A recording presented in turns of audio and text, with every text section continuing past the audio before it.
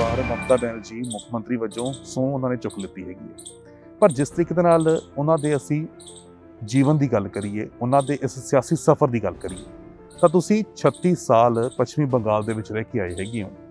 ਪਹਿਲਾਂ ਤਾਂ ਕਿਵੇਂ ਵੇਖਦੇ ਹੋ ਜਿਹੜੀ ਇਹ ਤੀਜੀ ਵਾਰ ਉਹਨਾਂ ਦੀ ਜਿੱਤ ਹੋਈ ਹੈ? ਬਹੁਤ ਹੀ ਕਮਾਲ ਦੀ ਗੱਲ ਬੰਦਾ ਕਹਿ ਸਕਦਾ ਹੈ, ਕਿਉਂਕਿ ਜਿਵੇਂ ਉਹਨਾਂ ਦੀ ਸਿਆਸੀ ਜੀਵਨ ਦਾ ਸ਼ੁਰੂਆਤ ਸੀਗਾ ਤੇ ਕਿਹੜੀਆਂ ਉਲਝਣਾਂ ਵਿੱਚੋਂ ਉਹਨਾਂ ਨੇ ਲੰਘ ਕੇ ਕਿਵੇਂ ਪਹਿਲੇ ਤਾਂ ਲੈਫਟ ਫਰੰਟ ਦੀ ਸਰਕਾਰ ਹੈ ਉਹਨੂੰ 2011 ਵਿੱਚ ਹਰਾਇਆ ਤੇ ਫਿਰ 10 ਸਾਲ ਇੱਥੇ ਵੀ ਆਪਣੀ ਸਿਆਸਤ ਚਲਾਈ ਪੱਛਮ ਬੰਗਾਲ ਵਿੱਚ। ਲੈਫਟ ਦਾ ਸੁਪੜਾ ਸਾਫ਼ ਹੋਣਾ ਵੈਸਟ ਬੰਗਾਲ ਦੇ ਵਿੱਚ, ਇਸ ਦੇ ਤੁਸੀਂ ਕੀ ਕਾਰਨ ਮੰਨਦੇ ਹੈਗੇ ਹੋ? ਕਿਵੇਂ ਵੈਸਟ ਬੰਗਾਲ ਦੇ ਵਿੱਚ CPM ਜਿਹੜੀ ਹੈਗੀ ਹੈ ਪਾਰਟੀ, ਜਿਹੜੀ ਕਿਸੇ ਟਾਈਮ ਸੱਤਾ ਦੇ ਵਿੱਚ ਹੁੰਦੀ ਸੀਗੀ, ਜਿਸ ਦੇ ਇੰਨਾ ਕਾਡਰ ਮਜ਼ਬੂਤ ਹੁੰਦਾ ਸੀਗਾ, ਉਸ ਦੇ ਕਾਡਰ ਦੇ ਵਿੱਚ ਇੰਨਾ ਨਿਘਾਰ ਕਿਵੇਂ ਆ ਗਿਆ? ਕਿਉਂਕਿ ਲੋਕਾਂ ਦੀ ਫਿਰ ਜਿਹੜੀਆਂ ਹੁੰਦੀਆਂ ਐਸਪੀਰੇਸ਼ਨ ਤੋਂ ਸ਼ੁਰੂ ਹੋ ਜਾਂਦੀਆਂ ਵੀ ਮੈਂ ਹੁਣ ਸਾਰੀ ਉਮਰ ਮੈਂ ਥੋੜ੍ਹਾ ਗਰੀਬ ਹੀ ਥੋੜ੍ਹਾ ਰਹਿਣਾ, ਮੇਰੀ ਵੀ ਥੋੜ੍ਹੀ ਤਰੱਕੀ ਹੋਣੀ ਚਾਹੀਦੀ ਹੈ। ਉਹ ਜਿਹੜੇ ਲੋਕਾਂ ਦੇ ਮਨ ਵਿੱਚ ਸੀਗਾ ਉਹ CPM ਕੰਟਰੋਲ ਨਹੀਂ ਕਰ ਪਾਇਆ ਤੇ ਇੱਧਰੋਂ ਦੀ ਇਹਨਾਂ ਨੂੰ ਲੱਗਿਆ ਕਿ ਵੀ ਲੋਕਾਂ ਨੂੰ ਲੱਗਿਆ ਕਿ ਵੀ ਹੁਣ ਤ੍ਰਿਣਮੂਲ ਹੈ ਉਹ ਜਿਹੜੀ ਸਾਡੀ ਗੱਲ ਸੁਣੇਗੀ ਤੇ ਜਿਵੇਂ ਅਸੀਂ ਚਾਹੁੰਦੇ ਉਵੇਂ ਥੋੜ੍ਹਾ ਜਿਹਾ ਮਤਲਬ ਕਿ ਫਰਕ ਪਏਗਾ। ਬਾਕੀ BJP ਦੇ ਵੱਲੋਂ ਕਿਹਾ ਜਾ ਰਿਹਾ ਕਿ ਪੋਲਰਾਈਜੇਸ਼ਨ ਕਰਨ ਦੀ ਕੋਸ਼ਿਸ਼ ਕੀਤੀ ਗਈ, ਧਰਮ ਦੇ ਨਾਂ ਦੇ ਉੱਤੇ ਜਾ ਕੇ ਜੈ ਸ਼੍ਰੀ ਰਾਮ ਦੇ ਵੀ ਜਿਹੜੇ ਸੀਗੇ ਨਾਅਰੇ ਲਗਾਏ ਗਏ ਸੀਗੇ। ਤਾਂ ਵੈਸਟ ਬੰਗਾਲ ਦੇ ਲੋਕਾਂ ਦਾ ਕੀ ਮੂਡ ਹੈਗਾ ਕਿ ਉਹ ਇਸ ਚੀਜ਼ ਦੇ ਵਿੱਚ ਇੰਡਲਜ ਹੋਏ, ਇਸ ਚੀਜ਼ ਨੂੰ ਉਹਨਾਂ ਨੇ ਸਮਝਿਆ, ਤਾਂ ਹੀ ਇੰਨੀ ਜ਼ਿਆਦਾ ਸੀਟਾਂ ਜਿਹੜੀਆਂ ਹੈਗੀਆਂ ਨੇ ਉਹ ਵੈਸਟ ਬੰਗਾਲ ਦੇ ਵਿੱਚ ਭਾਜਪਾ ਲੈ ਕੇ ਗਈ ਹੈਗੀ।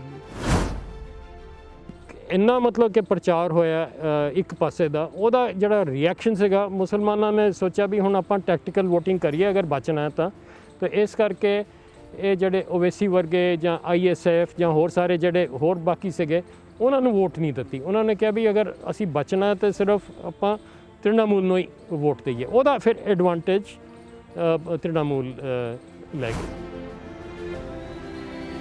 ਮਮਤਾ ਬੈਨਰਜੀ ਦੀ ਮੰਨੀ ਜਾਂਦੀ ਹੈਗੀ ਹੈ ਕਿ ਲੋਕਾਂ ਦੇ ਨਾਲ ਜੁੜੇ ਹੋਏ ਨੇ, ਲੋਕਾਂ ਦੇ ਹੀ ਲੀਡਰ ਹੈਗੇ ਨੇ। ਪੰਜਾਬ ਦੀ ਜੇਕਰ ਅਸੀਂ ਗੱਲ ਕਰਦੇ ਹੈਗੇ ਹਾਂ, ਪੰਜਾਬ ਦੀ ਸਿਆਸਤ ਨੂੰ ਵੀ ਤੁਸੀਂ ਚੰਗੇ ਤਰੀਕੇ ਨਾਲ ਦੇਖਿਆ ਹੋਊਗਾ, ਇੱਥੇ ਦੇ ਲੀਡਰਾਂ ਦਾ ਜੋ ਸੁਭਾਅ ਹੈਗਾ ਉਸ ਨਾਲੋਂ ਵੈਸਟ ਬੰਗਾਲ ਦੇ ਮਮਤਾ ਬੈਨਰਜੀ ਦਾ ਇੱਕ ਮੁੱਖ ਮੰਤਰੀ ਦੇ ਤੌਰ ਦੇ ਉੱਤੇ ਕਿੰਨਾ ਕੁ ਤੁਹਾਨੂੰ ਅੰਤਰ ਨਜ਼ਰ ਆਉਂਦਾ ਹੈ? ਜੀ ਉਹ ਤਾਂ ਜ਼ਮੀਨ ਅਸਮਾਨ ਦਾ ਫਰਕ ਹੈ। ਉਹਨਾਂ ਦਾ ਮਤਲਬ ਕਿ ਚਾਲ ਚਲਨ, ਰਹਿਣਾ ਬਹਿਣਾ ਜਿਹੜਾ ਹੈਗਾ ਉਹ ਬਿਲਕੁਲ ਜਿਵੇਂ ਕਿ ਆਮ ਬੰਦਾ ਉਸ ਤਰ੍ਹਾਂ ਦਾ ਹੈਗਾ।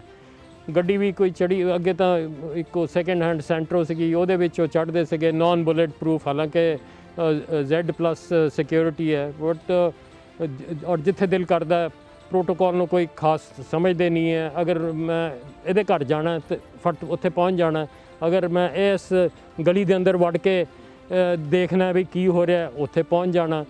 ਤੇ ਉਹਨਾਂ ਦਾ ਇੱਕ ਮਤਲਬ ਕਿ ਆਪਣਾ ਹੀ ਇੱਕ ਵੇ ਆਫ ਫੰਕਸ਼ਨਿੰਗ ਹੈਗਾ। ਇੱਕ ਤਾਂ ਉਵੇਂ ਨਿਡਰ ਹੈ ਬਿਲਕੁਲ, ਦੂਜਾ ਵੀ ਰਿਸਕ ਵੀ ਲੈਂਦੇ ਹੈ। ਤੀਜੀ ਗੱਲ ਇਹ ਹੈ ਕਿ ਵੀ ਇੱਕ ਵਾਰੀ ਕੋਈ ਆਪਣਾ ਦਿਮਾਗ ਵਿੱਚ ਕੋਈ ਚੀਜ਼ ਆ ਗਈ ਉਹ ਫਿਰ ਕਰਕੇ ਹੀ ਰੱਖਣੀ ਹੈਗੀ ਹੈ ਤੇ ਉਹਦੇ ਫਿਰ ਫਾਇਦੇ ਵੀ ਹੁੰਦੇ ਤੇ ਨੁਕਸਾਨ ਵੀ ਹੁੰਦੇ ਤੇ ਕਈ ਚੀਜ਼ਾਂ ਉਹਨਾਂ ਨੇ ਮਤਲਬ ਕਿ ਸਿੰਗਲ ਹੈਂਡਡਲੀ ਕਰ ਦਿੱਤੀਆਂ ਬੰਗਾਲ ਵਿੱਚ ਐਡਮਿਨਿਸਟ੍ਰੇਟਿਵ ਲੈਵਲ 'ਤੇ, ਜਿਹੜਾ ਕਿ CPM ਇੰਨੇ ਸਾਲਾਂ ਤੋਂ ਰਾਜ ਕਰ ਰਿਹਾ ਸੀਗਾ ਉਹ ਨਹੀਂ ਕਰ ਪਾਏ। ਇਲੈਕਸ਼ਨਸ ਤੋਂ ਬਾਅਦ ਇਹ ਪੋਸਟ ਵਾਇਲੈਂਸ ਦੀਆਂ ਜਿਹੜੀਆਂ ਤਸਵੀਰਾਂ ਸਾਹਮਣੇ ਆ ਰਹੀਆਂ ਹੈਗੀਆਂ, ਹਾਲਾਂਕਿ ਪ੍ਰੀ ਇਲੈਕਸ਼ਨਸ ਵੀ ਅਸੀਂ ਗੱਲ ਕਰਦੇ ਹੈਗੀਆਂ ਤਾਂ ਉਦੋਂ ਵੀ ਇਹ ਤਸਵੀਰਾਂ ਨਿਕਲ ਕੇ ਸਾਹਮਣੇ ਆਈਆਂ ਸੀਗੀਆਂ। ਸਾਰੀਆਂ ਜਿਹੜੀਆਂ ਹੈਗੀਆਂ ਇਲੈਕਸ਼ਨ ਕਮਿਸ਼ਨ ਦੇ ਵੱਲੋਂ ਟੁਕੜੀਆਂ ਲਗਾ ਦਿੱਤੀਆਂ ਗਈਆਂ ਸੀਗੀਆਂ। ਤਾਂ ਕੀ ਵੈਸਟ ਬੰਗਾਲ ਦੇ ਵਿੱਚ ਇਹ ਮਾਹੌਲ ਰਹਿੰਦਾ ਹੈਗਾ ਇਲੈਕਸ਼ਨਸ ਦੇ ਵਿੱਚ ਐਵੇਂ ਵਾਇਲੈਂਸ ਦਾ? ਜਦੋਂ ਮੈਂ ਉੱਥੇ ਸੀਗਾ ਤਾਂ ਕਈ ਵਾਰੀ ਅਸੀਂ ਉਹਨਾਂ ਨੂੰ ਰਿਕੁਐਸਟ ਕੀਤੀ ਕਿ ਬਈ ਇੱਥੇ ਟੈਨਸ਼ਨ ਚੱਲ ਰਹੀ ਹੈ ਤੇ ਇਹ ਫੋਰਸਿਸ ਨੂੰ ਹੋਰ ਇੰਨੇ ਦਿਨਾਂ ਤੋਂ ਉੱਥੇ ਚੱਲ ਰਹੇ ਤੇ ਹੋਰ 10 ਦਿਨ 15 ਦਿਨ ਰੱਖੋ। ਤੇ ਕੁਛ ਗੱਲਾਂ ਸੈਂਟਰਲ ਸਰਕਾਰ ਉਦੋਂ ਉਹਨਾਂ ਨੇ ਸਾਡੀਆਂ ਮੰਨੀਆਂ, ਕੁਛ ਨਹੀਂ ਮੰਨੀਆਂ। ਬਟ ਹੁਣ ਤਾਂ ਸੈਂਟਰਲ ਸਰਕਾਰ ਨੂੰ ਚਾਹੀਦਾ ਸੀਗਾ ਕਿ ਵੀ ਜਦੋਂ ਉੱਥੇ ਹੈਗੀ ਹੈ ਤੇ ਇਲੈਕਸ਼ਨ ਕਮਿਸ਼ਨ ਦਾ ਕੰਟਰੋਲ ਹੈ ਪੂਰਾ, ਤੇ ਉਹਨਾਂ ਨੂੰ ਚੰਗੀ ਤਰ੍ਹਾਂ ਇਹੋ ਜਿਹੇ ਜਿੱਥੇ ਹੌਟ ਸਪੌਟਸ ਹੈ, ਜਿੱਥੇ ज़्यादा टेंशन हो रही है फट उत्थे तैनात कर देंगे, रूट मार्चिज़ कराते। ये सब जो ਇਲੈਕਸ਼ਨਾਂ ਤੋਂ ਪਹਿਲੇ ਕੀਤਾ। ਪੀਐਮ ਮੋਦੀ ਦੀ ਇੰਨੀਆਂ ਰੈਲੀਆਂ ਹੋਣੀਆਂ ਔਰ ਉੱਥੇ ਆ ਕੇ ਦੀਦੀਓ ਦੀਦੀ ਇਹੋ ਜਿਹੀ ਸ਼ਬਦਾਵਲੀ ਦਾ ਇਸਤੇਮਾਲ ਕਰਨਾ, ਲੱਗਦਾ ਹੈ ਕਿ ਇਸਨੇ ਵੀ ਕਿਤਨਾ ਕਿਤੇ ਅਸਰ ਪਾਇਆ ਹੋਏਗਾ। ਔਰ ਖਾਸ ਤੌਰ ਦੇ ਉੱਤੇ ਜੇਕਰ ਮੈਂ ਮਹਿਲਾਵਾਂ ਦੀ ਗੱਲ ਕਰਾਂ, ਔਰ ਵੈਸਟ ਬੰਗਾਲ ਦੇ ਵਿੱਚ ਕੀ ਉਹਨਾਂ ਦੀ ਥਿੰਕਿੰਗ ਹੈਗੀ ਹੈ towards Mamata Banerjee, and overall ਉਹਨਾਂ ਦਾ ਕੀ ਪਰਸਪੈਕਟਿਵ ਤੁਹਾਨੂੰ ਨਜ਼ਰ ਆਉਂਦਾ ਸੀਗਾ ਉੱਥੇ?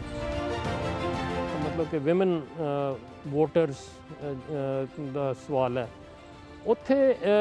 ਜਿਹੜੀਆਂ ਬੰਗਾਲ ਦੀਆਂ ਮਤਲਬ ਕਿ ਜਨਾਨੀਆਂ ਹੈ, ਉਹਨਾਂ ਦਾ ਇੱਕ ਥਿੰਕਿੰਗ ਇੱਕ ਹੋਰ ਤਰ੍ਹਾਂ ਹੈ।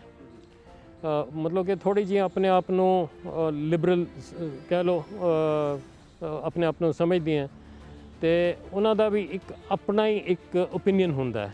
ਹੁਣ ਜਿਵੇਂ ਇੱਥੇ ਪੰਜਾਬ ਵਿੱਚ ਅਗਰ ਤੁਸੀਂ ਕਹੋ ਕਿ ਵੀ ਅਗਰ ਜਿਹੜਾ ਘਰ ਦਾ ਬਜ਼ੁਰਗ ਹੈ ਉਹਨੇ ਕਿਹਾ ਵੀ ਆਪਾਂ ਤਾਂ ਇੱਥੇ ਜਾ ਕੇ ਵੋਟ ਪਾਣੀ, ਅਤੇ ਸਾਰਾ ਪਰਿਵਾਰ ਹੀ ਜਾ ਕੇ ਉੱਥੇ ਪਾਏਗਾ। ਉੱਥੇ ਇਸ ਤਰ੍ਹਾਂ ਬਿਲਕੁਲ ਨਹੀਂ ਹੈ। ਉੱਥੇ ਅਗਰ ਘਰ ਵਾਲਾ ਕਹਿੰਦਾ ਹੈ ਕਿ ਬਈ ਮੈਂ ਤਾਂ ਇਹਨੂੰ ਵੋਟ ਪਾਣੀ ਹੈ, ਅਤੇ ਉਹਦੀ ਜਿਹੜੀ ਘਰ ਵਾਲੀ ਹੈ ਉਹ ਕਹੂਗੀ ਕਿ ਨਹੀਂ, ਮੈਨੂੰ ਤਾਂ ਉਹ ਪਸੰਦ ਨਹੀਂ ਹੈ ਜਾਂ ਜੋ ਵੀ ਹੈ, ਮੈਂ ਤਾਂ ਇੱਥੇ ਜਾ ਕੇ ਪਾਣੀ ਹੈ। ਉਹਦਾ ਇੰਨਾ ਕੰਟਰੋਲ ਉਹਦੇ ਉੱਤੇ ਨਹੀਂ ਹੈ ਕਿ ਬਈ ਜਿੱਥੇ ਮੈਂ ਤੈਨੂੰ ਕਹਿ ਰਿਹਾ ਤੂੰ ਜਾ ਕੇ ਉੱਥੇ ਹੀ ਜਾ ਕੇ ਪਾਣੀ ਹੈ। ਅਤੇ ਉਹਨਾਂ ਦਾ ਇੱਕ ਮਤਲਬ ਕਿ ਜਿਵੇਂ ਹੁਣ ਨਤੀਜੇ ਜਿਹੜੇ ਆਏ ਹੈ, ਇਹਦੇ ਵਿੱਚ ਇੱਕ ਮੈਂ ਸਮਝਦਾ ਇੱਕ ਵੱਡਾ ਕਾਰਨ ਇਹ ਹੈ ਕਿ ਮਮਤਾ ਬੈਨਰਜੀ ਨੂੰ ਜਿਹੜੀਆਂ ਉੱਥੋਂ ਦੀਆਂ ਵਿਮਨ ਵੋਟਰਸ ਹੈ, ਉਹਨਾਂ ਨੇ ਬਹੁਤ ਹੱਦ ਤੱਕ ਵੋਟ ਪਾਈ ਆ ਆਪਣੀ। ਜਿਵੇਂ ਸਰਕਾਰ ਚੱਲ ਰਹੀ ਸੀਗੀ ਪਿਛਲੀ ਸਰਕਾਰ ਇਹਨਾਂ ਦੀ, ਉਹ ਵਿੱਚ ਕਾਫੀ ਮਤਲਬ ਕਿ ਡਾਵਾਡੋਲ ਜੀ ਹੋ ਗਈ ਸੀਗੀ। ਇਹਨਾਂ ਨੇ ਜਦੋਂ 2019 ਦੀ ਮਤਲਬ ਕਿ ਦੇਖਿਆ ਵੀ ਭਾਜਪਾ ਦਾ ਵੋਟ ਸ਼ੇਅਰ ਇੰਨਾ ਵੱਧ ਗਿਆ, ਉਦੋਂ ਇਹਨਾਂ ਨੂੰ ਕੁਝ ਲੱਗਿਆ ਕਿ ਵੀ ਹੁਣ ਸਾਨੂੰ ਜਿਹਨੂੰ ਕਹਿੰਦੇ ਆ ਨਾ ਵੀ ਕੋਰਸ ਕਰੈਕਸ਼ਨ ਕਰਨੀ ਚਾਹੀਦੀ ਹੈ। ਉਹ ਇਹਨਾਂ ਨੇ ਕੀਤੀ ਕਿਵੇਂ ਕਿ ਬਈ ਇਹ ਨਹੀਂ ਅਸੀਂ ਹੁਣ ਵੇਟ ਕਰਾਂਗੇ ਕਿ ਬਈ ਕਿਸੇ ਨੂੰ ਕੋਈ ਪ੍ਰੋਬਲਮ ਹੈ ਉਹ ਸਾਡੇ ਕੋਲ ਆਵੇ, ਸਰਕਾਰ ਉਹਦੇ ਕੋਲ ਜਾਏਗੀ। ਇਹਨਾਂ ਨੇ ਇੱਕ ਨਵਾਂ ਨਾਰਾ ਸ਼ੁਰੂ ਕੀਤਾ, ਵਿਚਰੇ ਹੈਗੇ ਨੇ ਉਨੀ ਹੀ ਉਹਨਾਂ ਦੇ ਦਿਲਾਂ ਦੇ ਵਿੱਚ ਜਗ੍ਹਾ ਬਣਾਈ ਹੈਗੀ ਉਹਨਾਂ ਨੇ। ਆਵਾਂਗੇ ਸਰਕਾਰ ਆਪਣਾ ਦੁਆਰੇ, ਇਹੋ ਜਿਹਾ ਹੀ ਕੁਝ ਸੀਗਾ। ਮਤਲਬ ਕਿ ਸਾਡੀ ਸਰਕਾਰ ਤੁਹਾਡੇ ਦੁਆਰ 'ਤੇ ਪਹੁੰਚੇਗੀ, ਅਤੇ ਉਹਦੇ ਵਾਸਤੇ ਬੜੀ ਫਿਰ ਮਿਹਨਤ ਕਰਨੀ ਪੈਂਦੀ ਹੈ। ਮਤਲਬ ਕਿ ਲੋਕਾਂ ਨੂੰ ਵੀ ਧੱਕਾ ਮਾਰਨਾ ਪੈਂਦਾ, ਜਿਹੜੇ ਸਾਡੇ ਕਰਮੀ ਹੈਗੇ ਆ ਸਰਕਾਰੀ, ਕਿ ਵੀ ਚਲੋ ਆਹ ਕਰੋ, ਕਿਉਂਕਿ ਬਾਏ ਐਂਡ ਲਾਰਜ ਜਿਹੜੀ ਮਸ਼ੀਨਰੀ ਹੈ ਨਾ, ਉਹ ਕੋਈ ਕੰਮ ਕਰਕੇ ਰਾਜੀ ਨਹੀਂ ਹੁੰਦੀ। ਅਗਰ ਬੈਠੇ ਬੈਠੇ ਹੀ ਤਨਖਾਹ ਮਿਲ ਜਾਏ ਤਾਂ ਕਾਹਨੂੰ ਕੰਮ ਕਰਨਾ। ਅਤੇ ਉਹ ਜਿਹੜਾ ਧੱਕਾ ਜਿਹਾ ਲੱਗਿਆ, ਉਸ ਕਰਕੇ ਲੋਕਾਂ ਨੂੰ ਕੁਝ ਮਤਲਬ ਕਿ ਰਿਲੀਫ ਮਿਲਿਆ। ਮਮਤਾ ਬੈਨਰਜੀ ਦੇ ਵੱਲੋਂ ਪੱਛਮੀ ਬੰਗਾਲ ਦੇ ਮੁੱਖ ਮੰਤਰੀ ਵਜੋਂ ਅੱਜ ਤੀਜੀ ਵਾਰ ਸਹੁੰ ਚੁੱਕ ਲਿੱਤੀ ਗਈ ਹੈ। ਪੱਛਮੀ ਬੰਗਾਲ ਚੋਣਾਂ ਦੀ ਗੱਲ ਕਰੀਏ ਤਾਂ ਇਸ ਦੇ ਉੱਤੇ ਪੂਰੇ ਦੇਸ਼ ਭਰ ਦੀਆਂ ਨਜ਼ਰਾਂ ਟਿਕੀਆਂ ਹੋਈਆਂ ਸੀ, ਕਿਉਂਕਿ ਮੁਕਾਬਲਾ ਸੀ ਪ੍ਰਧਾਨ ਮੰਤਰੀ ਨਰਿੰਦਰ ਮੋਦੀ ਵਰਸਸ ਮਮਤਾ ਬੈਨਰਜੀ, ਜਿਸ ਦੇ ਵਿੱਚ ਜਿੱਤ ਮਮਤਾ ਬੈਨਰਜੀ ਦੀ ਹੁੰਦੀ ਹੈ ਔਰ ਅੱਜ ਉਹ ਤੀਜੀ ਵਾਰ ਮੁੱਖ ਮੰਤਰੀ ਬਣ ਚੁੱਕੇ ਨੇ। ਪਰ ਜੇਕਰ ਉਹਨਾਂ ਦੇ ਸਫ਼ਰ ਦੀ ਗੱਲ ਕਰੀਏ, ਉਹਨਾਂ ਦੇ ਸਿਆਸੀ ਸਫ਼ਰ ਦੀ ਗੱਲ ਕਰੀਏ, ਤਾਂ ਉਸ ਦੇ ਵਿੱਚ ਕਿੰਨੇ ਉਤਾਰ ਚੜਾਅ ਸੀ ਔਰ ਕਿੰਨਾ ਕੁ ਸੰਘਰਸ਼ ਮਮਤਾ ਬੈਨਰਜੀ ਨੂੰ ਇਸ ਮੁਕਾਮ ਦੇ ਉੱਤੇ ਪਹੁੰਚਣ ਦੇ ਲਈ ਲੱਗਿਆ, ਇਸ ਦੇ ਉੱਤੇ ਗੱਲਬਾਤ ਕਰਨ ਦੇ ਲਈ ਸਾਡੇ ਨਾਲ ਸਾਬਕਾ ਡੀਜੀਪੀ ਸਰਦਾਰ ਭੁਪਿੰਦਰ ਸਿੰਘ ਹੋਣੀ ਮੌਜੂਦ ਨੇ, ਜਿਨ੍ਹਾਂ ਨੇ 36 ਸਾਲ ਪੱਛਮੀ ਬੰਗਾਲ ਦੇ ਵਿੱਚ ਸੇਵਾ ਨਿਭਾਈ ਹੈ। ਸਰ ਸਤਿ ਸ਼੍ਰੀ ਅਕਾਲ ਤੇ ਤੁਹਾਡਾ ਸਵਾਗਤ ਹੈ ਟੀਵੀ ਪੰਜਾਬ ਤੇ ਜੀ। ਸਤਿ ਸ਼੍ਰੀ ਅਕਾਲ ਜੀ। ਸਰ ਅੱਜ ਤੀਜੀ ਵਾਰ ਮਮਤਾ ਬੈਨਰਜੀ ਮੁੱਖ ਮੰਤਰੀ ਵਜੋਂ ਸਹੁੰ ਉਹਨਾਂ ਨੇ ਚੁੱਕ ਲਿੱਤੀ ਹੈਗੀ ਹੈ, ਪਰ ਜਿਸ ਤਰੀਕੇ ਦੇ ਨਾਲ ਉਹਨਾਂ ਦੇ ਅਸੀਂ ਜੀਵਨ ਦੀ ਗੱਲ ਕਰੀਏ, ਉਹਨਾਂ ਦੇ ਇਸ ਸਿਆਸੀ ਸਫ਼ਰ ਦੀ ਗੱਲ ਕਰੀਏ, ਤਾਂ ਤੁਸੀਂ 36 ਸਾਲ ਪੱਛਮੀ ਬੰਗਾਲ ਦੇ ਵਿੱਚ ਰਹਿ ਕੇ ਆਏ ਹੈਗੇ ਹੋ। ਪਹਿਲਾਂ ਤਾਂ ਕਿਵੇਂ ਵੇਖਦੇ ਹੋ ਜਿਹੜੀ ਇਹ ਤੀਜੀ ਵਾਰ ਉਹਨਾਂ ਦੀ ਜਿੱਤ ਹੋਈ ਹੈਗੀ ਹੈ? ਇਹ ਤਾਂ ਇੱਕ ਮਤਲਬ ਕਿ ਬਹੁਤ ਹੀ ਕਮਾਲ ਦੀ ਗੱਲ ਬੰਦਾ ਕਹਿ ਸਕਦਾ, ਕਿਉਂਕਿ ਜਿਵੇਂ ਉਹਨਾਂ ਦੀ ਸਿਆਸੀ ਜੀਵਨ ਦਾ ਸ਼ੁਰੂਆਤ ਸੀਗਾ, ਅਤੇ ਕਿਹੜੀਆਂ ਉਲਝਣਾਂ ਵਿੱਚੋਂ ਉਹਨਾਂ ਨੇ ਲੰਘ ਕੇ ਕਿਵੇਂ ਪਹਿਲੇ ਤਾਂ ਲੈਫਟ ਫਰੰਟ ਦੀ ਸਰਕਾਰ ਹੈ ਉਹਨੂੰ 2011 ਵਿੱਚ ਹਰਾਇਆ, ਅਤੇ ਫਿਰ 10 ਸਾਲ ਇੱਥੇ ਵੀ ਆਪਣੀ ਸਿਆਸਤ ਚਲਾਈ ਪੱਛਮ ਬੰਗਾਲ ਵਿੱਚ। ਜਿਹੜੀ ਪਿਛਲੀ ਉਹਨਾਂ ਦੀ ਇਲੈਕਸ਼ਨ ਸੀਗੀ 2016 ਦੀ, ਉਹ ਇੰਨੀ ਮੁਸ਼ਕਿਲ ਨਹੀਂ ਸੀਗੀ ਕਿਉਂਕਿ ਕੋਈ ਆਪੋਜੀਸ਼ਨ ਇੰਨੀ ਨਹੀਂ ਸੀਗੀ। ਬਟ ਐਤਕੀ ਵਾਰ ਤੇ ਪੂਰੀ ਮਤਲਬ ਕਿ ਬੀਜੇਪੀ ਦਾ ਪੂਰਾ ਜ਼ੋਰ ਸੀਗਾ ਕਿ ਕਿਵੇਂ ਉੱਥੇ ਉਹਨਾਂ ਦੀ ਸਰਕਾਰ ਬਣੇ। ਬਟ ਉਸ ਮੁਕਾਬਲੇ ਵਿੱਚ ਇਹਨਾਂ ਨੇ ਕਾਫੀ ਮਤਲਬ ਕਿ ਉਹਨਾਂ ਨੂੰ ਧੱਕਾ ਪਹੁੰਚਾਇਆ। ਇੱਕ ਤਕੜੀ ਹਾਰ ਜਿਹੜੀ ਹੈਗੀ ਆ ਉਹ ਭਾਜਪਾ ਨੂੰ ਸਹਿਣੀ ਪਈ ਹੈਗੀ ਹੈ। ਸਰ, ਭਾਜਪਾ ਦਾ ਜਿਵੇਂ 3 ਸੀਟਾਂ ਤੋਂ 71 ਦੇ ਉੱਤੇ 77 ਦੇ ਉੱਤੇ ਪਹੁੰਚ ਜਾਣਾ ਹੈਗਾ, ਇਸ ਦੇ ਉੱਤੇ ਆਪਾਂ ਚਰਚਾ ਜ਼ਰੂਰ ਕਰਾਂਗੇ। ਪਰ ਉਸ ਤੋਂ ਪਹਿਲਾਂ ਜੇ ਥੋੜ੍ਹਾ ਪਿੱਛੇ ਜਾਂਦੇ ਹੈਗੇ ਆ, ਲੈਫਟ ਦਾ ਸੁਪੜਾ ਸਾਫ਼ ਹੋਣਾ ਵੈਸਟ ਬੰਗਾਲ ਦੇ ਵਿੱਚ, ਇਸ ਦੇ ਤੁਸੀਂ ਕੀ ਕਾਰਨ ਮੰਨਦੇ ਹੈਗੇ ਹੋ? ਕਿਵੇਂ ਵੈਸਟ ਬੰਗਾਲ ਦੇ ਵਿੱਚ CPM ਜਿਹੜੀ ਹੈਗੀ ਹੈ ਪਾਰਟੀ, ਜਿਹੜੀ ਕਿਸੇ ਟਾਈਮ ਸੱਤਾ ਦੇ ਵਿੱਚ ਹੁੰਦੀ ਸੀਗੀ, ਜਿਸ ਦੇ ਇੰਨਾ ਕਾਡਰ ਮਜ਼ਬੂਤ ਹੁੰਦਾ ਸੀਗਾ, ਉਸ ਦੇ ਕਾਡਰ ਦੇ ਵਿੱਚ ਇੰਨਾ ਨਿਘਾਰ ਕਿਵੇਂ ਆ ਗਿਆ? ਦੇਖੋ ਜੀ, ਇਹ ਅਗਰ ਕਹਾਣੀ ਤੁਸੀਂ ਕਿਸੇ ਪਾਸਿਓਂ ਅਗਰ ਸ਼ੁਰੂਆਤ ਉਹਦੀ ਕੀਤੀ ਜਾਵੇ ਤੇ ਇਹ ਮੈਂ ਸਮਝਦਾ ਕਿ ਬਈ ਇਹ 2006 ਦੀ ਜਿਹੜੀ ਵੈਸਟ ਬੰਗਾਲ ਦੀ ਇਲੈਕਸ਼ਨ ਸੀਗੀ, ਜਿਹੜੀ ਕਿ ਪੂਰੀ CPM ਨੇ ਸਵੀਪ ਕੀਤੀ। ਉਹ ਸਵੀਪ ਕਰਨ ਤੋਂ ਬਾਅਦ ਇਸ ਤਰ੍ਹਾਂ ਹੋਇਆ ਕਿ ਜਿਹੜੀ ਆਪੋਜੀਸ਼ਨ ਸੀ ਉਹ ਬਿਲਕੁਲ ਖਤਮ ਹੋ ਗਈ ਤੇ ਇਹਨਾਂ ਨੇ ਸੋਚਿਆ ਕਿ ਬਈ ਹੁਣ ਤਾਂ ਸਾਡੇ ਅਗੇਂਸਟ ਕੋਈ ਹੈ ਨਹੀਂ, ਜਿਵੇਂ ਅਸੀਂ ਚਾਹੀਏ ਉਵੇਂ ਅਸੀਂ ਕਰ ਸਕਦੇ ਹਾਂ।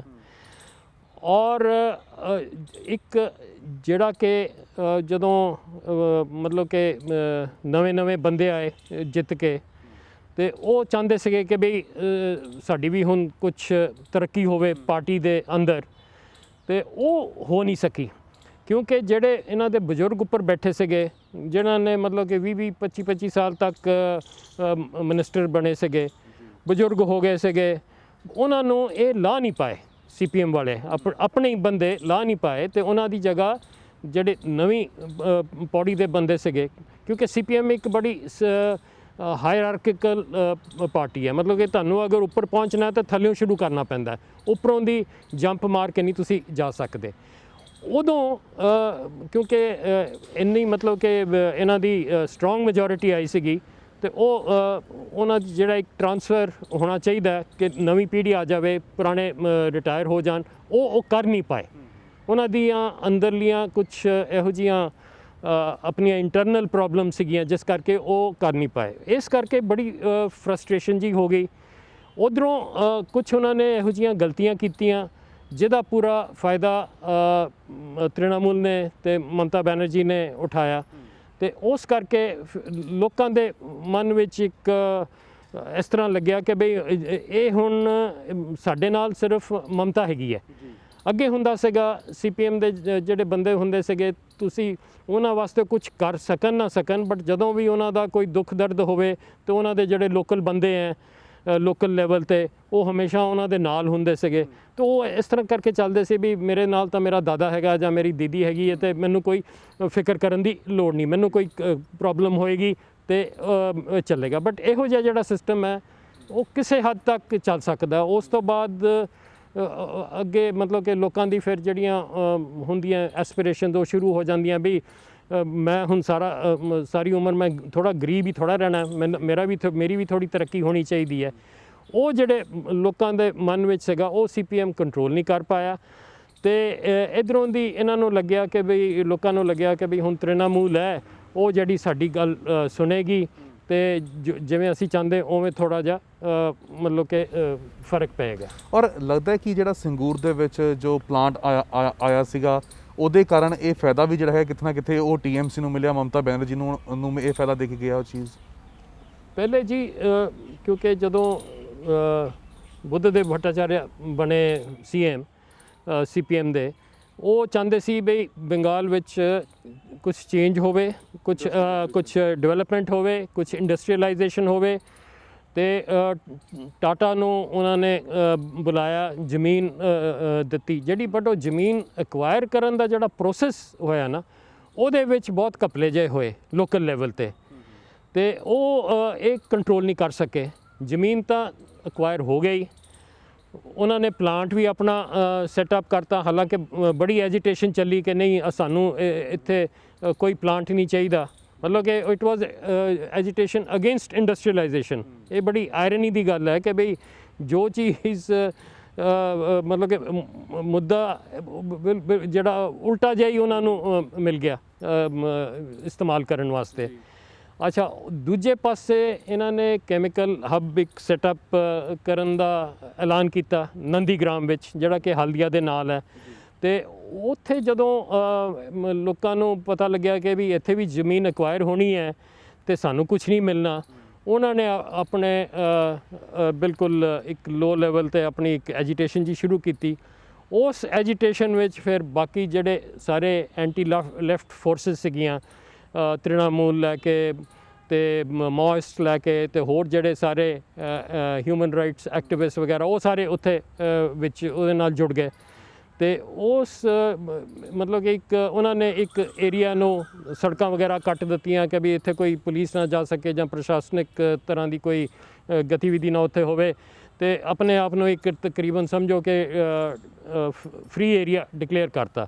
ਉਹਨੂੰ ਕਾਬੂ ਕਰਨ ਵਾਸਤੇ ਇੱਕ ਪੁਲਿਸ ਐਕਸ਼ਨ ਹੋਇਆ। ਪੁਲਿਸ ਐਕਸ਼ਨ ਵਿੱਚ 14 ਲੋਕਲ ਬੰਦੇ ਮਰ ਗਏ। ਉਸ ਚੀਜ਼ ਨੂੰ ਫਿਰ ਮਤਲਬ ਕਿ ਇਸ ਤਰ੍ਹਾਂ ਇੱਕ ਆਊਟ ਆਫ ਪ੍ਰਪੋਰਸ਼ਨ ਮਤਲਬ ਕਿ ਚੀਜ਼ ਫੈਲ ਗਈ। ਮੀਡੀਆ ਬੈਠਾ ਸੀਗਾ ਬੰਗਾਲ ਵਾਲਾ, ਉਹ ਵੀ ਦੁਖੀ ਸੀਗੇ ਲੈਫਟ ਫਰੰਟ ਤੋਂ। ਸੈਂਟਰ ਵਿੱਚ ਵੀ ਜਿਹੜਾ ਮੀਡੀਆ ਸੀਗਾ ਉਹਨਾਂ ਦਾ ਵੀ ਇੱਕ ਐਂਟੀ ਲੈਫਟ ਫਰੰਟ ਸੀਗਾ। ਉਹ ਕਰਾ ਕੇ ਇਹੋ ਜਿਹਾ ਇੱਕ ਮਤਲਬ ਕਿ ਐਜੀਟੇਸ਼ਨ ਨੈਸ਼ਨਲ ਇੰਟਰਨੈਸ਼ਨਲ ਲੈਵਲ ਤੱਕ ਪਹੁੰਚ ਗਈ, ਅਤੇ ਉਹਦਾ ਫਿਰ ਪੂਰਾ ਫਾਇਦਾ ਤ੍ਰਿਣਮੂਲ ਨੇ ਉਠਾ ਕੇ ਉਹਦੇ ਉਸ ਕਰਕੇ ਫਿਰ CPM ਨੂੰ ਹਾਰ ਦਾ ਸਾਹਮਣਾ ਦੇਖਣਾ ਪਿਆ। ਤਾਂ TMC ਦਾ ਕਿਤੇ ਨਾ ਕਿਤੇ ਉੱਠਣ ਦਾ ਇੱਕ ਕਾਰਨ ਜਿਹੜਾ ਸੀਗਾ ਉਹ ਚੀਜ਼ ਬਣੀ ਹੈਗੀ, ਉੱਥੋਂ ਦੀ TMC ਜਿਹੜੀ ਹੈਗੀ ਆ ਉਹ ਪਾਵਰ ਦੇ ਵਿੱਚ ਆਈ। ਪਰ BJP ਦੀ ਜੇ ਅਸੀਂ ਗੱਲ ਕਰਦੇ ਹੈਗੇ ਹਾਂ, ਜਿੱਥੇ 3 ਸੀਟਾਂ ਦੇ ਉੱਤੇ BJP ਸੀਗੀ, ਉਹ 70 ਵਾਲੇ ਆંકੜੇ ਉੱਤੇ ਕਿਵੇਂ ਪਹੁੰਚ ਗਈ ਹੈਗੀ ਹੈ, ਕਿਵੇਂ ਉਹਨਾਂ ਨੇ ਇੰਨਾ ਰਿਵਾਈਵ ਕੀਤਾ ਹੈਗਾ। ਹਾਲਾਂਕਿ BJP ਦੇ ਵੱਲੋਂ ਕਿਹਾ ਜਾ ਰਿਹਾ ਕਿ ਪੋਲਰਾਈਜੇਸ਼ਨ ਕਰਨ ਦੀ ਕੋਸ਼ਿਸ਼ ਕੀਤੀ ਗਈ, ਧਰਮ ਦੇ ਨਾਂ ਦੇ ਉੱਤੇ ਉੱਥੇ ਜਾ ਕੇ ਜੈ ਸ਼੍ਰੀ ਰਾਮ ਦੇ ਵੀ ਜਿਹੜੇ ਸੀਗੇ ਨਾਅਰੇ ਲਗਾਏ ਗਏ ਸੀਗੇ। ਤਾਂ ਵੈਸਟ ਬੰਗਾਲ ਦੇ ਲੋਕਾਂ ਦਾ ਕੀ ਮੂਡ ਹੈਗਾ, ਕਿ ਉਹ ਇਸ ਚੀਜ਼ ਦੇ ਵਿੱਚ ਇੰਡਲਜ ਹੋਏ, ਇਸ ਚੀਜ਼ ਨੂੰ ਉਹਨਾਂ ਨੇ ਸਮਝਿਆ, ਤਾਂ ਹੀ ਇੰਨੀ ਜ਼ਿਆਦਾ ਸੀਟਾਂ ਜਿਹੜੀਆਂ ਹੈਗੀਆਂ ਨੇ ਉਹ ਵੈਸਟ ਬੰਗਾਲ ਦੇ ਵਿੱਚ ਭਾਜਪਾ ਲੈ ਕੇ ਗਈ ਹੈਗੀ ਹੈ। ਦੇਖੋ 2016 ਵਿੱਚ ਜਦੋਂ ਇਲੈਕਸ਼ਨ ਹੋਈਆਂ ਤਾਂ BJP ਨੂੰ ਸਿਰਫ 3 ਸੀਟਾਂ ਮਿਲੀਆਂ, ਬਟ ਇਹਨਾਂ ਦੇ ਜਿਹੜੇ RSS ਅਤੇ ਹੋਰ ਸਾਰਿਆਂ ਦੇ ਇਹਨਾਂ ਦੇ ਜਿਹੜੀਆਂ ਹੋਰ ਮਤਲਬ ਕਿ ਆਰਗੇਨਾਈਜੇਸ਼ਨਸ ਹੈ, ਉਹ ਥੱਲੇ ਲੈਵਲ 'ਤੇ ਲੋਕਾਂ ਦੇ ਨਾਲ ਕੰਮ ਕਰਦੇ ਰਹੇ ਹੈ, ਕਈ ਸਾਲਾਂ ਤੋਂ ਕਰ ਰਹੇ ਹੈ। ਇਹ ਨਹੀਂ ਬਈ ਹੁਣੇ ਤੋਂ ਹੀ ਸ਼ੁਰੂ ਹੋਇਆ। ਅਤੇ ਉਹਨਾਂ ਨੇ ਇੱਕ ਬੇਸ ਜ਼ਰੂਰ ਬਣਾਈ। ਅਤੇ ਮਮਤਾ ਬੈਨਰਜੀ ਨੂੰ ਲੱਗਦਾ ਸੀਗਾ ਕਿ ਅਗਰ ਮੈਂ ਲੰਬੀ ਦੌਰ ਵਾਸਤੇ ਇੱਥੇ ਅਗਰ ਮੈਂ ਆਪਣਾ ਪ੍ਰਸ਼ਾਸਨ ਚਲਾਉਣਾ ਹੈ, ਅਤੇ ਜਿਹੜੀ ਮੇਰੀ ਓਪੋਜੀਸ਼ਨ ਹੈ ਉਹਨੂੰ ਮੈਂ ਬਿਲਕੁਲ ਖ਼ਤਮ ਕਰ ਦੇਣਾ। ਅਤੇ ਓਪੋਜੀਸ਼ਨ ਉਦੋਂ ਸੀਗੀ ਲੈਫਟ ਫਰੰਟ ਅਤੇ ਕਾਂਗਰਸ, ਕਿਉਂਕਿ ਜਦੋਂ ਉਹਨਾਂ ਦੀਆਂ ਵੀ ਰੈਲੀਜ਼ ਹੁੰਦੀਆਂ ਸੀ ਚੰਗੀ ਇੱਕ ਸਪੋਰਟ ਮਤਲਬ ਕਿ ਦਿਖਾਈ ਦਿੰਦੀ ਸੀਗੀ। ਅਤੇ ਉਹਨਾਂ ਨੇ ਸੋਚਿਆ ਬਈ ਇਹਨਾਂ ਨੂੰ ਮੈਂ ਖ਼ਤਮ ਕਰ ਦਿਆਂਗੀ ਅਤੇ ਫਿਰ ਮੇਰਾ ਘੱਟੋ ਘੱਟ ਹੋਰ 5-10 ਸਾਲ ਆਰਾਮ ਨਾਲ ਮੇਰੀ ਪਾਰਟੀ ਦਾ ਪ੍ਰਸ਼ਾਸਨ ਇੱਥੇ ਚੱਲ ਸਕਦਾ। ਉਹਦੇ ਵਿੱਚ ਕੀ ਹੋਇਆ, ਉਹਨਾਂ ਨੂੰ ਦਬਾਉਣ ਵਿੱਚ ਜਾਂ ਖ਼ਤਮ ਕਰਨ ਵਿੱਚ ਜਿਹੜਾ ਉਹਨਾਂ ਨੇ ਜ਼ੋਰ ਲਾਇਆ, ਉਹਦੇ ਨਾਲ ਜਿਹੜੇ ਕੁਛ ਦੇਖੋ ਹਰ ਇੱਕ ਪਾਰਟੀ ਦੇ ਐਂਟੀ ਇੱਕ ਮਤਲਬ ਕਿ ਇੱਕ ਜਾਂ ਹੁੰਦੇ ਕੁਛ ਸੰਖਿਆ ਪੋਪੂਲੇਸ਼ਨ ਦੀ ਹਮੇਸ਼ਾ ਕਿਸੇ ਨਾ ਕਿਸੇ ਪਾਰਟੀ ਦੇ ਅਗੇਂਸਟ ਹੁੰਦੀ ਹੈ।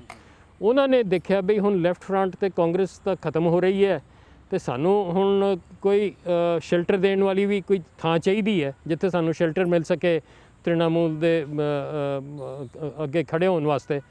ਉਹਨਾਂ ਨੇ ਜਾ ਕੇ BJP ਆ ਗਈ ਸੀਗੀ ਉਸ ਵਕਤ ਮੈਦਾਨ ਵਿੱਚ, ਸੈਂਟਰ ਵਿੱਚ ਵੀ ਆ ਗਈ ਸੀਗੀ। ਉਹਨਾਂ ਨੇ ਜਾ ਕੇ BJP ਨੂੰ ਜਾ ਕੇ ਵੋਟ ਪਾਈ।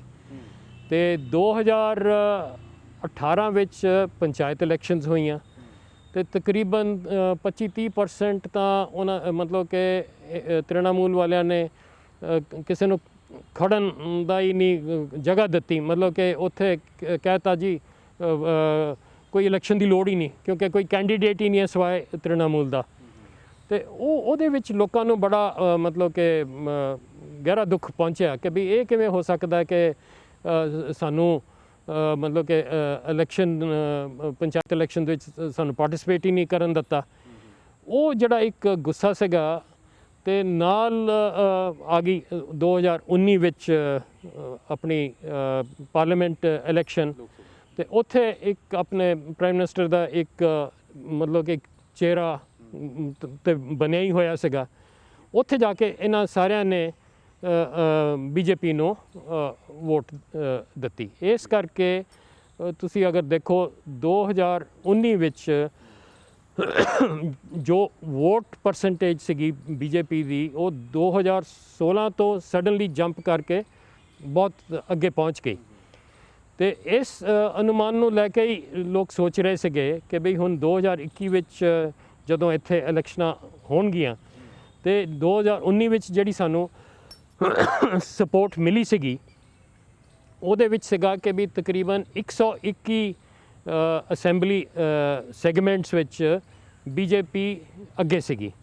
ਤੇ ਉਹਨਾਂ ਨੇ ਸੋਚਿਆ ਅਗਰ 121 ਹੁਣ ਸਾਨੂੰ 2019 ਵਿੱਚ ਮਤਲਬ ਕਿ ਸਾਡੀ ਇੰਨੀ ਸਪੋਰਟ ਆ ਗਈ ਹੈ ਤੇ ਥੋੜ੍ਹਾ ਜਿਹਾ ਹੋਰ ਆਪਾਂ ਲਗਾਵਾਂਗੇ 2-4% ਅਗਰ ਪਾਪੂਲੇਸ਼ਨ ਸਾਡੇ ਨਾਲ ਸਾਥ ਦਿੱਤੀ ਤੇ ਅਸੀਂ ਆਰਾਮ ਨਾਲ 150-60 ਸੀਟਾਂ ਸਾਡੀਆਂ ਬਣ ਜਾਣਗੀਆਂ।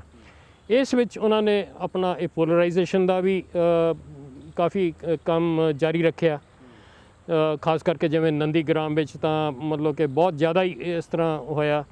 ਤੇ ਬਟ ਉਹਦਾ ਹਰ ਇੱਕ ਚੀਜ਼ ਦਾ ਇੱਕ ਮਤਲਬ ਕਿ ਅਗਰ ਕੋਈ ਐਕਸ਼ਨ ਹੈ ਤਾਂ ਉਹਦਾ ਇੱਕ ਰਿਐਕਸ਼ਨ ਹੁੰਦਾ। ਉਹਦੇ ਵਿੱਚ ਰਿਐਕਸ਼ਨ ਕੀ ਹੋਇਆ, ਜਿਹੜੇ ਮੁਸਲਮਾਨ ਸੀਗੇ ਜਿਹੜੇ ਕਿ 2-3 ਜਗ੍ਹਾ ਤੇ ਉਹਨਾਂ ਦੀ ਵੋਟ ਵੰਡੀ ਜਾਣੀ ਸੀਗੀ, ਜਿਵੇਂ ਆਪਣਾ ਓਵੈਸੀ ਆਇਆ, ਉਹਨੇ ਵੀ ਆਪਣੇ 8-10 ਜਗ੍ਹਾ ਤੇ ਆਪਣੇ ਖੜੇ ਕੀਤੇ।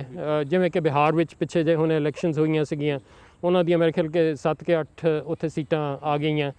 ਤੇ ਉਸ ਵਕਤ ਇੰਜ ਲੱਗਦਾ ਸੀਗਾ ਕਿ ਬਈ ਓਵੈਸੀ ਆ ਗਿਆ, ਮੁਸਲਮਾਨ ਦੀ ਜਿਹੜੀ ਵੋਟ ਹੈਗੀ ਹੈ ਉਹ ਕੁਛ ਇੱਧਰ ਵੰਡੀ ਜਾਊਗੀ, ਕੁਛ ਉੱਧਰ ਵੰਡੀ ਜਾਊਗੀ। ਉਸ ਚੱਕਰ ਵਿੱਚ ਬੀਜੇਪੀ ਅੱਗੇ ਨਿਕਲ ਜਾਊਗੀ। ਹਰ ਇੱਕ ਕੌਂਸਟੀਟੂਐਂਸੀ ਨਹੀਂ, ਕੁਛ ਕੌਂਸਟੀਟੂਐਂਸੀਜ਼ ਇਹੋ ਜਿਹੀਆਂ ਹੈਗੀਆਂ ਜਿੱਥੇ ਕਿ 15 ਤੋਂ 20% ਹੀ ਮੁਸਲਮਾਨ ਵੋਟ ਹੈਗੀ ਹੈ। ਉਹ ਮੁਸਲਮਾਨ ਵੋਟ ਅਗਰ ਟੁੱਟ ਜਾਂਦੀ ਤੇ ਮਤਲਬ ਕਿ ਫਿਰ ਦੂਸਰੀ ਪਾਰਟੀ ਨਿਕਲ ਜਾਂਦੀ ਹੈਗੀ। ਤੇ ਉਹ ਬੈਲੈਂਸਿੰਗ ਫੈਕਟਰ ਜਿਹਾ ਇੱਕ ਹੈਗਾ। ਉਹ ਜਿਹੜਾ ਇੱਕ ਇੰਨਾ ਮਤਲਬ ਕਿ ਪ੍ਰਚਾਰ ਹੋਇਆ ਇੱਕ ਪਾਸੇ ਦਾ, ਉਹਦਾ ਜਿਹੜਾ ਰਿਐਕਸ਼ਨ ਸੀਗਾ, ਮੁਸਲਮਾਨਾਂ ਨੇ ਸੋਚਿਆ ਵੀ ਹੁਣ ਆਪਾਂ ਟੈਕਟੀਕਲ ਵੋਟਿੰਗ ਕਰੀਏ ਅਗਰ ਬਚਣਾ ਹੈ ਤਾਂ। ਇਸ ਕਰਕੇ ਇਹ ਜਿਹੜੇ ਓਵੈਸੀ ਵਰਗੇ ਜਾਂ ISF ਜਾਂ ਹੋਰ ਸਾਰੇ ਜਿਹੜੇ ਹੋਰ ਬਾਕੀ ਸੀਗੇ, ਉਹਨਾਂ ਨੂੰ ਵੋਟ ਨਹੀਂ ਦਿੱਤੀ। ਉਹਨਾਂ ਨੇ ਕਿਹਾ ਵੀ ਅਗਰ ਅਸੀਂ ਬਚਣਾ ਤਾਂ ਸਿਰਫ ਆਪਾਂ ਤ੍ਰਿਣਮੂਲ ਨੂੰ ਹੀ ਵੋਟ ਦਈਏ। ਉਹਦਾ ਫਿਰ ਐਡਵਾਂਟੇਜ ਤ੍ਰਿਣਮੂਲ ਲੈ ਗਏ। ਇਸ ਦੇ ਸਭ ਕੁਝ ਬਾਵਜੂਦ ਮਮਤਾ ਬੈਨਰਜੀ ਹਾਲਾਂਕਿ ਇੱਕ ਵੱਡੀ ਜਿੱਤ ਹਾਸਲ ਹੋਈ ਹੈ, ਪਰ ਨੰਦੀਗ੍ਰਾਮ ਸੀਟ ਜਿਹੜੀ ਉਹਨਾਂ ਦੇ ਹੱਥਾਂ ਦੇ ਵਿੱਚੋਂ ਗਈ ਹੈ, ਹਾਲਾਂਕਿ ਘੱਟ ਮਾਰਜਨ ਸੀਗਾ, 1900 ਵੋਟਾਂ ਦੇ ਨਾਲ ਜਿਹੜੇ ਹੈਗੇ ਆ ਸੁਵਿੰਦੂ ਅਧਿਕਾਰੀ ਜਿੱਤੇ ਨੇ। ਸੁਵਿੰਦੂ ਅਧਿਕਾਰੀ ਦਾ ਵੀ ਮੰਨਿਆ ਜਾਂਦਾ ਹੈ ਕਿ ਉੱਥੇ ਪੂਰੀ ਫੈਮਿਲੀ ਦਾ ਨੰਦੀਗ੍ਰਾਮ ਦੇ ਵਿੱਚ ਬਹੁਤ ਵੱਡਾ ਹੋਲਡ ਹੈਗਾ ਹੈ। ਔਰ ਮਮਤਾ ਬੈਨਰਜੀ ਦੇ ਉੱਥੇ ਦੇ ਹਾਰ ਦੇ ਕਾਰਨ ਤੁਹਾਨੂੰ ਕੀ ਨਜ਼ਰ ਆਉਂਦੇ ਹੈਗੇ ਨੇ? ਇਹ ਤਾਂ ਦੇਖੋ ਮਤਲਬ ਕਿ ਤਾਂ ਸੁਵਿੰਦੂ ਅਧਿਕਾਰੀ ਨੂੰ ਕ੍ਰੈਡਿਟ ਜਾਣਾ ਚਾਹੀਦਾ ਕਿ ਵੀ ਉਹਦੀ ਇਹ ਇੰਨੀ ਪਰਸਨਲ ਵੋਟ ਹੈ। ਹਾਲਾਂਕਿ ਉੱਥੋਂ ਦੇ ਲੋਕ ਵੀ ਉਹਨਾਂ ਨੂੰ ਪਤਾ ਸੀਗਾ ਕਿ ਬਈ ਸੁਵਿੰਦੂ ਅਧਿਕਾਰੀ ਅਗਰ ਜਿੱਤ ਵੀ ਜਾਏਗਾ ਤਾਂ ਚੀਫ ਮਿਨਿਸਟਰ ਤਾਂ ਇਹਨੇ ਬਣਨਾ ਨਹੀਂ ਹੈ, ਕਿਉਂਕਿ ਇਹ ਤਾਂ ਕੁਛ ਦਿਨ ਪਹਿਲੇ ਹੀ ਤ੍ਰਿਣਮੂਲ ਤੋਂ BJP ਵਿੱਚ ਭਾਜਪਾ ਵਿੱਚ ਗਿਆ ਸੀਗਾ। ਤੇ ਅਗਰ ਤ੍ਰਿਣਮੂਲ ਜਿੱਤੂਗੀ ਤੇ ਚੀਫ ਮਿਨਿਸਟਰ ਤਾਂ ਮਮਤਾ ਬੈਨਰਜੀ ਬਣੇਗੀ, ਇਹਦੇ ਵਿੱਚ ਵੀ ਕੋਈ ਸ਼ੱਕ ਨਹੀਂ ਸੀਗਾ। ਬਟ ਫਿਰ ਵੀ ਇਹਦਾ ਸਿਰਫ ਇਹਦਾ ਇਹੀ ਮਤਲਬ ਕਿ ਤੁਸੀਂ ਕਹਿ ਸਕਦੇ ਹੋ ਕਿ ਜਿਹੜਾ ਸੁਵਿੰਦੂ ਦੀ ਮਤਲਬ ਕਿ ਉੱਥੇ ਇੰਨੀ ਇੱਕ ਪਰਸਨਲ ਰੈਪੋ ਸੀਗੀ ਲੋਕਾਂ ਨਾਲ, ਜਿਹੜੀ ਕਿ ਮਮਤਾ ਤੋਂ ਵੀ ਜ਼ਿਆਦਾ ਸੀਗੀ। ਹੁਣ ਮਮਤਾ ਬੈਨਰਜੀ ਨੇ ਵੀ ਆਪਣੀ ਇੱਕ ਰਿਸਕ ਤਾਂ ਲੱਤਾ ਹੀ ਹੈ ਉਹਨੇ ਲੋਕਾਂ ਨੂੰ ਦਿਖਾਉਣ ਵਾਸਤੇ। ਹਾਲਾਂਕਿ ਬੜੇ ਲੋਕ ਉਦੋਂ ਕਹਿ ਰਹੇ ਸੀਗੇ ਇਲੈਕਸ਼ਨਾਂ ਦੇ ਰਿਜ਼ਲਟ ਤੋਂ ਪਹਿਲਾਂ ਹੀ ਕਿ ਬਈ ਦੇਖੋ ਇਹ ਤਾਂ ਪਤਾ ਨਹੀਂ ਕਿਸ ਤਰ੍ਹਾਂ ਇਹਨਾਂ ਨੇ ਇਸ ਤਰ੍ਹਾਂ ਇੰਨਾ ਵੱਡਾ ਰਿਸਕ ਲੈ ਲਿਆ। ਬਟ ਉਹਨਾਂ ਦਾ ਇੱਕ ਵਾਰੀ ਉਹ ਜਦੋਂ ਇੱਕ ਵਾਰੀ ਕੋਈ ਚੀਜ਼ ਸੋਚ ਲੈਂਦੇ ਫਿਰ ਉਹ ਪਿੱਛੇ ਨਹੀਂ ਹਟਦੇ ਜੀ, ਭਾਵੇਂ ਜੋ ਮਰਜ਼ੀ ਹੋਵੇ। ਤੁਸੀਂ ਉਹਦਾ ਫਾਇਦਾ ਵੀ ਹੈ ਤੇ ਨੁਕਸਾਨ ਵੀ ਹੈ। ਜਿਵੇਂ ਜ਼ਿਕਰ ਕੀਤਾ ਕਿ ਸੁਵਿੰਦੂ ਅਧਿਕਾਰੀ ਦੀ ਇੱਕ ਪਰਸਨਲ ਰੈਪੋ ਸੀਗੀ, ਇਹੀ ਗੱਲ ਮਮਤਾ ਬੈਨਰਜੀ ਦੀ ਮੰਨੀ ਜਾਂਦੀ ਹੈਗੀ ਹੈ ਕਿ ਲੋਕਾਂ ਦੇ ਨਾਲ ਜੁੜੇ ਹੋਏ ਨੇ, ਲੋਕਾਂ ਦੇ ਹੀ ਲੀਡਰ ਹੈਗੇ ਨੇ। ਪੰਜਾਬ ਦੀ ਜੇਕਰ ਅਸੀਂ ਗੱਲ ਕਰਦੇ ਹੈਗੇ ਹਾਂ, ਪੰਜਾਬ ਦੀ ਸਿਆਸਤ ਨੂੰ ਵੀ ਤੁਸੀਂ ਚੰਗੇ ਤਰੀਕੇ ਨਾਲ ਦੇਖਿਆ ਹੋਊਗਾ, ਇੱਥੇ ਦੇ ਲੀਡਰਾਂ ਦਾ ਜੋ ਸੁਭਾਅ ਹੈਗਾ ਉਸ ਨਾਲੋਂ ਵੈਸਟ ਬੰਗਾਲ ਦੇ ਮਮਤਾ ਬੈਨਰਜੀ ਦਾ ਇੱਕ ਮੁੱਖ ਮੰਤਰੀ ਦੇ ਤੌਰ ਦੇ ਉੱਤੇ ਕਿੰਨਾ ਕੁ ਤੁਹਾਨੂੰ ਅੰਤਰ ਨਜ਼ਰ ਆਉਂਦਾ ਹੈਗਾ? ਦੇਖੋ ਜੀ, ਉਹ ਤਾਂ ਜ਼ਮੀਨ ਅਸਮਾਨ ਦਾ ਫਰਕ ਹੈ। ਉਹਨਾਂ ਦਾ ਮਤਲਬ ਕਿ ਚਾਲ ਚਲਨ, ਰਹਿਣਾ ਬਹਿਣਾ ਜਿਹੜਾ ਹੈਗਾ ਉਹ ਬਿਲਕੁਲ ਜਿਵੇਂ ਕਿ ਆਮ ਬੰਦਾ ਹੈ, ਉਸ ਤਰ੍ਹਾਂ ਦਾ ਹੈਗਾ। ਗੱਡੀ ਵੀ ਕੋਈ ਚੜੀ, ਅੱਗੇ ਤਾਂ ਇੱਕੋ ਸੈਕਿੰਡ ਹੈਂਡ ਸੈਂਟਰੋ ਸੀਗੀ, ਉਹਦੇ ਵਿੱਚ ਉਹ ਚੜ੍ਹਦੇ ਸੀਗੇ ਨਾਨ ਬੁਲੇਟ ਪ੍ਰੂਫ, ਹਾਲਾਂਕਿ Z+ ਸਿਕਿਉਰਿਟੀ ਹੈ, ਬਟ ਔਰ ਜਿੱਥੇ ਦਿਲ ਕਰਦਾ ਪ੍ਰੋਟੋਕੋਲ ਨੂੰ ਕੋਈ ਖਾਸ ਸਮਝਦੇ ਨਹੀਂ ਹੈ। ਅਗਰ ਮੈਂ ਇਹਦੇ ਘਰ ਜਾਣਾ ਤੇ ਫਟ ਉੱਥੇ ਪਹੁੰਚ ਜਾਣਾ, ਅਗਰ ਮੈਂ ਇਸ ਗਲੀ ਦੇ ਅੰਦਰ ਵੜ ਕੇ ਦੇਖਣਾ ਵੀ ਕੀ ਹੋ ਰਿਹਾ, ਉੱਥੇ ਪਹੁੰਚ ਜਾਣਾ। ਅਤੇ ਉਹਨਾਂ ਦਾ ਇੱਕ ਮਤਲਬ ਕਿ ਆਪਣਾ ਹੀ ਇੱਕ ਵੇ ਆਫ ਫੰਕਸ਼ਨਿੰਗ ਹੈਗਾ। ਇੱਕ ਤਾਂ ਉਵੇਂ ਨਿਡਰ ਹੈ ਬਿਲਕੁਲ, ਦੂਜਾ ਵੀ ਰਿਸਕ ਵੀ ਲੈਂਦੇ ਹੈ। ਤੀਜੀ ਗੱਲ ਇਹ ਹੈ ਕਿ ਵੀ ਇੱਕ ਵਾਰੀ ਕੋਈ ਆਪਣਾ ਦਿਮਾਗ ਵਿੱਚ ਕੋਈ ਚੀਜ਼ ਆ ਗਈ, ਉਹ ਫਿਰ ਕਰਕੇ ਹੀ ਰੱਖਣੀ ਹੈਗੀ ਹੈ, ਅਤੇ ਉਹਦੇ ਫਿਰ ਫਾਇਦੇ ਵੀ ਹੁੰਦੇ ਅਤੇ ਨੁਕਸਾਨ ਵੀ ਹੁੰਦੇ। ਅਤੇ ਕਈ ਚੀਜ਼ਾਂ ਉਹਨਾਂ ਨੇ ਮਤਲਬ ਕਿ ਸਿੰਗਲ ਹੈਂਡਡਲੀ ਕਰ ਦਿੱਤੀਆਂ ਬੰਗਾਲ ਵਿੱਚ ਐਡਮਿਨਿਸਟ੍ਰੇਟਿਵ ਲੈਵਲ 'ਤੇ, ਜਿਹੜਾ ਕਿ CPM ਇੰਨੇ ਸਾਲਾਂ ਤੋਂ ਰਾਜ ਕਰ ਰਿਹਾ ਸੀਗਾ, ਉਹ ਨਹੀਂ ਕਰ ਪਾਏ। ਕਿਉਂਕਿ ਮਤਲਬ ਕਿ ਬੰਗਾਲ ਵਿੱਚ ਨਾ ਇੱਕ ਸਟੇਟਸ ਕੋ ਜ਼ਿਆਦਾ ਛੇਤੀ ਬੰਦਾ ਫੜ ਲੈਂਦਾ। ਹਾਲਾਂਕਿ ਸਾਰੇ ਮੰਨ ਕੇ ਚੱਲਦੇ ਹੈ ਕਿ ਵੀ ਬੰਗਾਲੀ ਬੜੇ ਰੈਵੋਲੂਸ਼ਨਰੀ ਹੈ, ਬਟ ਇੱਕ ਪਾਸਿਓਂ ਤਾਂ ਰੈਵੋਲੂਸ਼ਨਰੀ ਹੈ, ਬਟ ਇੱਕ ਪਾਸਿਓਂ ਉਹ ਸਟੇਟਸ ਕੋ ਓਰੀਐਂਟਡ ਵੀ ਹੈ ਕਿ ਵੀ ਜ਼ਿਆਦਾ ਜਿਵੇਂ ਸਿਸਟਮ ਚੱਲ ਰਿਹਾ ਜ਼ਿਆਦਾ ਨਾ ਹਿੱਲੇ। ਅਤੇ ਮਮਤਾ ਨੇ ਕਈ ਚੀਜ਼ਾਂ ਹਿਲਾ ਦਿੱਤੀਆਂ, ਕਈ ਚੀਜ਼ਾਂ ਜਿਹੜੀਆਂ ਕਈ ਸਾਲਾਂ ਤੋਂ ਪੈਂਡਿੰਗ ਸੀਗੀਆਂ, ਕੋਈ ਡਿਸੀਸ਼ਨ ਨਹੀਂ ਲਿੱਤਾ ਜਾ ਰਿਹਾ ਸੀਗਾ। ਜਿਵੇਂ ਪੁਲਿਸ ਕਮਿਸ਼ਨਰੇਟ ਸਿਸਟਮ ਸੈਟਅਪ ਕਰਨੇ ਸੀਗੇ, ਹੁਣ ਮੇਰੇ ਟਾਈਮ ਵੀ ਅਸੀਂ ਕਿੰਨੀਆਂ ਪ੍ਰਪੋਜ਼ਲਸ ਦਿੱਤੀਆਂ ਕਿ ਵੀ ਆਹ ਬਣਾਓ, ਬਟ ਉਹ ਕਿਤੇ ਪਾਸੇ ਕੋਈ ਡਿਸੀਸ਼ਨ ਹੀ ਨਹੀਂ ਹੁੰਦੀ ਸੀਗੀ।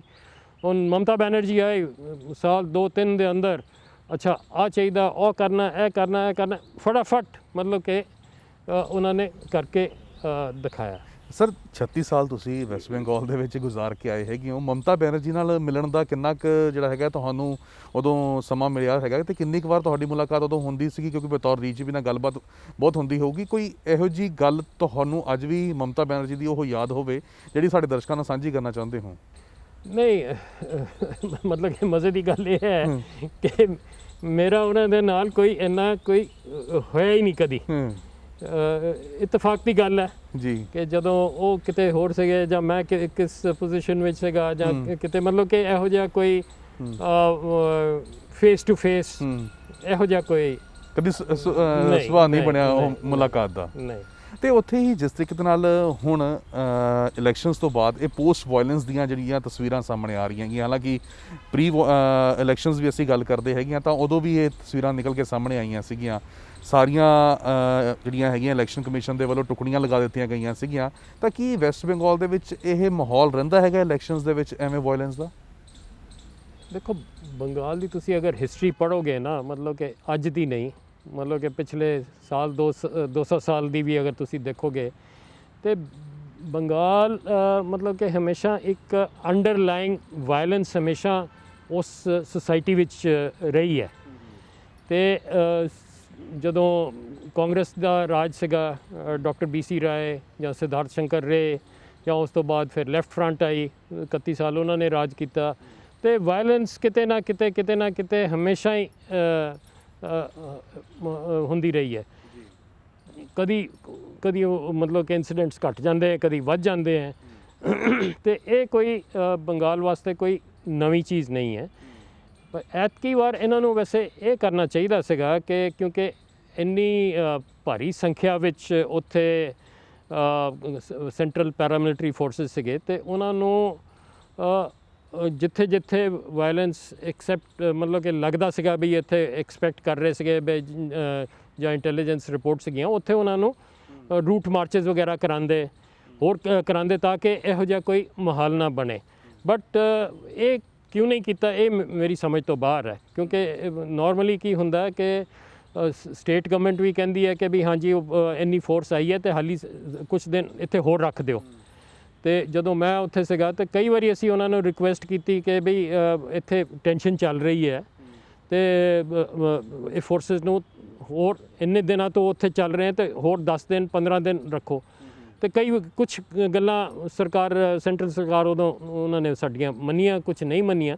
ਬਟ ਹੁਣ ਤਾਂ ਸੈਂਟਰਲ ਸਰਕਾਰ ਨੂੰ ਚਾਹੀਦਾ ਸੀਗਾ ਕਿ ਵੀ ਜਦੋਂ ਉੱਥੇ ਹੈਗੀ ਹੈ ਅਤੇ ਇਲੈਕਸ਼ਨ ਕਮਿਸ਼ਨ ਦਾ ਕੰਟਰੋਲ ਹੈ ਪੂਰਾ, ਤੇ ਉਹਨਾਂ ਨੂੰ ਚੰਗੀ ਤਰ੍ਹਾਂ ਇਹੋ ਜਿਹੇ ਜਿੱਥੇ ਜਿੱਥੇ ਹੌਟ ਸਪੌਟਸ ਹੈ, ਜਿੱਥੇ ਜ਼ਿਆਦਾ ਟੈਨਸ਼ਨ ਹੋ ਰਹੀ ਹੈ, ਫਟ ਉੱਥੇ ਤੈਨਾਤ ਕਰ ਦਿੰਦੇ, ਰੂਟ ਮਾਰਚਸ ਕਰਾਉਂਦੇ। ਇਹ ਸਭ ਜੋ ਇਲੈਕਸ਼ਨਾਂ ਤੋਂ ਪਹਿਲੇ ਕੀਤਾ, ਜਿੱਥੇ ਕੰਪਲੇਂਟ ਹੁੰਦੀ ਸੀਗੀ ਕਿ ਬਈ ਇੱਥੇ ਤ੍ਰਿਣਮੂਲ ਦਾ ਜ਼ਿਆਦਾ ਮਤਲਬ ਕਿ ਸਾਡੇ ਵਰਕਰਸ ਹੈ ਉਹਨਾਂ ਦੇ ਉੱਤੇ ਅਟੈਕ ਕਰ ਰਹੇ ਹੈ, ਜਾਂ ਇੰਟੀਮੀਡੇਸ਼ਨ ਕਰ ਰਹੇ ਹੈ, ਜਾਂ ਇਹ ਕਰ ਰਹੇ ਉਹ ਕਰ ਰਹੇ, ਤੇ ਇਹ ਸਭ ਚੀਜ਼ਾਂ ਹੋਣੀਆਂ ਚਾਹੀਦੀਆਂ ਡਿਊਰਿੰਗ ਪੋਲ ਸਰ ਆਲਸੋ ਕੀ ਕਹਿੰਦੇ ਆ, ਪੋਲਿੰਗ ਵਾਲੇ ਦਿਨ ਵੀ ਕੂਚ ਬਿਹਾਰ ਦੇ ਵਿੱਚ ਜਿਹੜੀ ਪੈਰਾਮਿਲਟਰੀ ਫੋਰਸਿਸ ਹੈਗੀਆਂ ਉਹਨਾਂ ਤੋਂ ਹੀ ਕਿਹਾ ਜਾ ਰਿਹਾ ਕਿ ਬੰਦੂਕ ਖੋ ਕੇ ਹਵਾ ਦੇ ਵਿੱਚ ਫਾਇਰਿੰਗ ਹੋ ਜਾਂਦੀ ਹੈਗੀ, ਤਾਂ ਇਹੋ ਜਿਹੇ ਇੰਸੀਡੈਂਟ ਉੱਥੇ ਨਜ਼ਰ ਆਉਂਦੇ ਹੈਗੇ ਨੇ।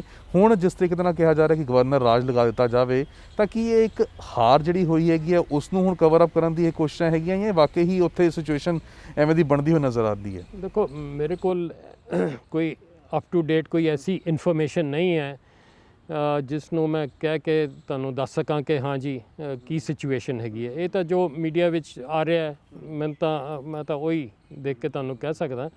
ਹੁਣ ਅੱਜ ਕੱਲ੍ਹ ਮੀਡੀਆ ਵੀ ਬੜਾ ਪੋਲਰਾਈਜ਼ਡ ਹੈ, ਕੁਝ ਦਿਖਾਉਣਗੇ ਕਿ ਬਈ ਇੰਨਾ ਕੁਝ ਹੋ ਗਿਆ, ਕੁਝ ਦਿਖਾਉਣਗੇ ਨਹੀਂ ਜੀ ਇਹ ਤਾਂ ਛੋਟੀ ਮੋਟੀ ਗੱਲ ਹੈ, ਇਹ ਤਾਂ ਹੁੰਦੀ ਰਹਿੰਦੀ ਹੈ। ਹੁਣ ਇਸ ਕਰਕੇ ਉੱਥੇ ਕਹਿਣਾ ਮੁਸ਼ਕਿਲ ਹੈ। ਮੀਡੀਆ ਦਾ ਜਿਸ ਤਰੀਕੇ ਨਾਲ ਜ਼ਿਕਰ ਹੋਇਆ ਹੈਗਾ, ਉੱਥੇ ਵੈਸਟ ਬੰਗਾਲ ਦੇ ਵਿੱਚ ਜੋ ਰੀਜਨਲ ਮੀਡੀਆ ਹੈਗਾ ਉਹਦੀ ਕਿਹੋ ਜਿਹੀ ਭੂਮਿਕਾ ਰਹੀ ਹੈਗੀ ਹੈ, ਔਰ ਜਿਸ ਤਰੀਕੇ ਨਾਲ ਅਸੀਂ ਵੀ ਇਸ ਚੋਣਾਂ ਦੇ ਦੌਰਾਨ ਵੀ ਦੇਖਿਆ ਨੈਸ਼ਨਲ ਚੈਨਲਸ ਦੇ ਉੱਤੇ ਹਾਲਾਂਕਿ ਆંકੜੇ ਜਿਹੜੇ ਸੀਗੇ ਉਹ ਕਾਫੀ ਡਿਫਰੈਂਟ ਦਿਖਾਏ ਜਾ ਰਹੇ ਸੀ, ਔਰ ਜਿਹੜਾ ਰੀਜਨਲ ਮੀਡੀਆ ਸੀਗਾ ਉੱਥੇ ਦਾ ਉਹ ਕਾਫੀ ਫੇਵਰੇਬਲ ਜਿਹੜਾ ਹੈਗਾ ਉਹ TMC ਦੇ ਪੱਖ ਦੇ ਵਿੱਚ ਚੱਲ ਰਿਹਾ ਸੀਗਾ। ਹਾਲਾਂਕਿ ਜਿਹੜੇ ਚੈਨਲਸ ਨੈਸ਼ਨਲ ਚੈਨਲ ਸੀਗੇ ਉਹਨਾਂ ਦੇ ਹੀ ਪਾਰਟ ਜਿਹੜੇ ਹੈਗੇ ਨੇ ਰੀਜਨਲ ਮੀਡੀਆ ਦੇ, ਉਹ ਕੁਝ ਡਿਫਰੈਂਟ ਆંકੜੇ ਦਿਖਾ ਰਹੇ ਸੀਗੇ।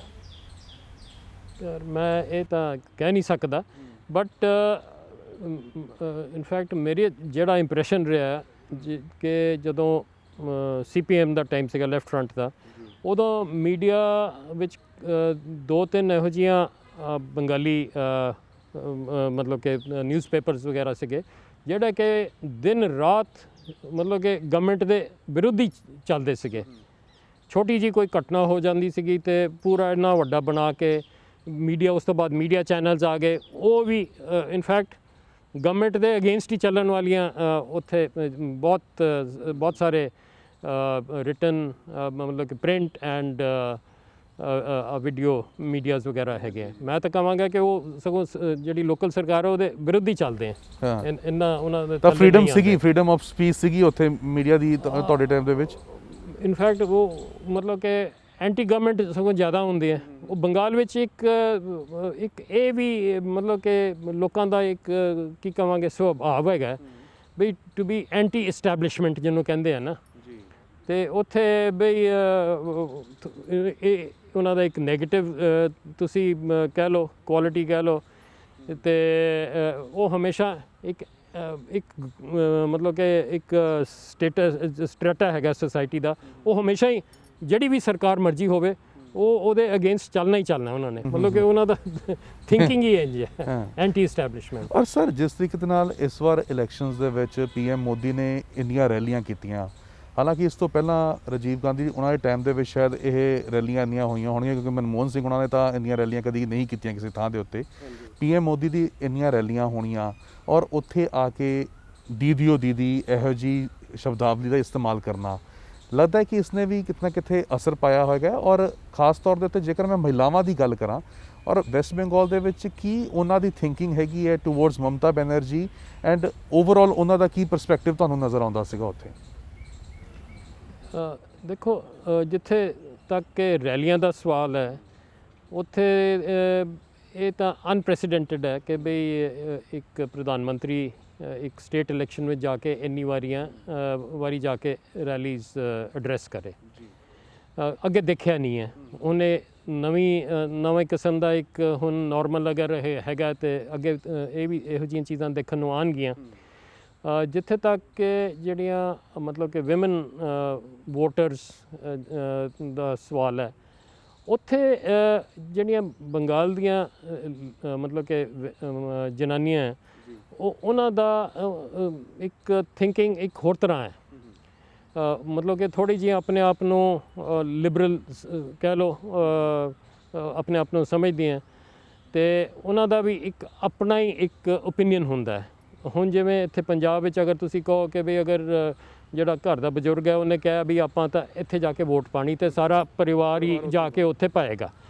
ਉੱਥੇ ਇਸ ਤਰ੍ਹਾਂ ਬਿਲਕੁਲ ਨਹੀਂ ਹੈ। ਉੱਥੇ ਅਗਰ ਘਰ ਵਾਲਾ ਕਹਿੰਦਾ ਹੈ ਕਿ ਬਈ ਮੈਂ ਤਾਂ ਇਹਨੂੰ ਵੋਟ ਪਾਣੀ ਹੈ ਤੇ ਉਹਦੀ ਜਿਹੜੀ ਘਰ ਵਾਲੀ ਹੈ ਉਹ ਕਹੂਗੀ ਕਿ ਨਹੀਂ ਮੈਨੂੰ ਤਾਂ ਉਹ ਪਸੰਦ ਨਹੀਂ ਹੈ ਜਾਂ ਜੋ ਵੀ ਹੈ ਮੈਂ ਤਾਂ ਇੱਥੇ ਜਾ ਕੇ ਪਾਣੀ ਹੈ। ਉਹਦਾ ਇੰਨਾ ਕੰਟਰੋਲ ਉਹਦੇ ਉੱਤੇ ਨਹੀਂ ਹੈ ਕਿ ਬਈ ਜਿੱਥੇ ਮੈਂ ਤੈਨੂੰ ਕਹਿ ਰਿਹਾ ਤੂੰ ਜਾ ਕੇ ਉੱਥੇ ਹੀ ਜਾ ਕੇ ਪਾਣੀ ਹੈ। ਅਤੇ ਉਹਨਾਂ ਦਾ ਇੱਕ ਮਤਲਬ ਕਿ ਜਿਵੇਂ ਹੁਣ ਨਤੀਜੇ ਜਿਹੜੇ ਆਏ ਹੈ ਇਹਦੇ ਵਿੱਚ ਇੱਕ ਮੈਂ ਸਮਝਦਾ ਇੱਕ ਵੱਡਾ ਕਾਰਨ ਇਹ ਹੈ ਕਿ ਮਮਤਾ ਬੈਨਰਜੀ ਨੂੰ ਜਿਹੜੀਆਂ ਉੱਥੋਂ ਦੀਆਂ ਵਿਮਨ ਵੋਟਰਸ ਹੈ ਉਹਨਾਂ ਨੇ ਬਹੁਤ ਹੱਦ ਤੱਕ ਵੋਟ ਪਾਈ ਆ ਆਪਣੀ। ਉਹਨਾਂ ਦੇ ਭਾਵੇਂ ਘਰ ਵਾਲਿਆਂ ਨੇ ਜਾਂ ਹੋਰ ਜਿਹੜੇ ਮੇਲ ਉਹਨਾਂ ਦੇ ਪਰਿਵਾਰ ਵਾਲੇ ਆ ਉਹਨਾਂ ਨੇ ਭਾਵੇਂ ਦੂਜੇ ਪਾਸੇ ਪਾਈ ਹੋਵੇ, ਬਟ ਇਹਨਾਂ ਨੇ ਬਹੁਤ ਹੱਦ ਤੱਕ ਇੱਧਰਲੇ ਪਾਸੇ ਹੀ ਹੁਣ ਥੋੜ੍ਹੇ ਦਿਨਾਂ ਬਾਅਦ ਇਸ ਚੀਜ਼ ਦਾ ਵੀ ਐਨਾਲਿਸਿਸ ਆ ਜਾਊਗਾ, ਇਹਦੇ ਵੀ ਆંકੜੇ ਆ ਜਾਣਗੇ ਕਿ ਵੀ ਜੈਂਡਰ ਬ੍ਰੇਕਅਪ ਕੀ ਸੀਗਾ, ਵਿਮਨ ਕਿੰਨੇ ਪਰਸੈਂਟ, ਕਿਉਂਕਿ ਐਤਕੀ ਵਾਰ ਅਗਰ ਤੁਸੀਂ ਦੇਖਿਆ ਜਾਵੇ ਤੇ ਪੋਲਿੰਗ ਕਾਫੀ ਹੈਵੀ ਹੋਈ ਹੈ 80-85%। ਮਤਲਬ ਕਿ ਅਗਰ ਤੁਸੀਂ ਕਹਿ ਰਹੇ ਹੋ ਕਿ 85% ਹੈ ਪਿੰਡਾਂ ਵਿੱਚ ਤੇ ਇਹ ਮੰਨ ਕੇ ਹੀ ਚੱਲੋ ਤਕਰੀਬਨ ਜਿਹੜਾ ਬੰਦਾ ਉੱਥੇ ਸੀਗਾ ਉਹਨੇ ਵੋਟ ਪਾਈ ਹੈ। ਇੰਨੀ ਹੈਵੀ ਪੋਲਿੰਗ ਕਿਸੇ ਹੋਰ ਸਟੇਟਸ ਵਿੱਚ ਘੱਟ ਹੀ ਹੁੰਦੀ ਹੈ। ਪੰਜਾਬ ਵਿੱਚ ਵੀ ਦੇਖ ਲਓ ਮੇਰੇ ਖਿਆਲ 65-70 ਤੋਂ ਉੱਪਰ ਜ਼ਿਆਦਾ ਨਹੀਂ ਟੱਪਦੇ ਤੇ 85% ਜਿੱਥੇ ਹੋ ਰਹੀ ਹੈ ਕਿਤੇ ਕਿਤੇ ਤਾਂ 90%। ਇਹ ਤਾਂ ਐਵਰੇਜ ਹੈ, ਹੁਣ ਕਈ ਜਗ੍ਹਾ ਤੇ 90% ਵੀ ਹੋਈ ਹੈ। ਇਹਦਾ ਮਤਲਬ ਜਿਹੜਾ ਬੰਦਾ ਵੀ ਉੱਥੇ ਸੀਗਾ ਵੋਟਰ ਲਿਸਟ ਵਿੱਚ, ਕਈ ਹੁੰਦਾ ਕੋਈ ਬਿਮਾਰ ਹੈ, ਕੋਈ ਬਾਹਰ ਕੰਮ ਕਰਦਾ, ਕੋਈ ਹੋਰ ਜੋ ਵੀ ਹੋਰ ਕੋਈ ਦਿਸ ਥਿੰਗ, ਬਟ ਜਿਹੜਾ ਉੱਥੇ ਪ੍ਰੈਜ਼ੈਂਟ ਹੈ ਉਹਨੇ ਵੋਟ ਪਾਈ ਹੈ। ਅੱਛਾ, ਇਹਦੇ ਵਿੱਚ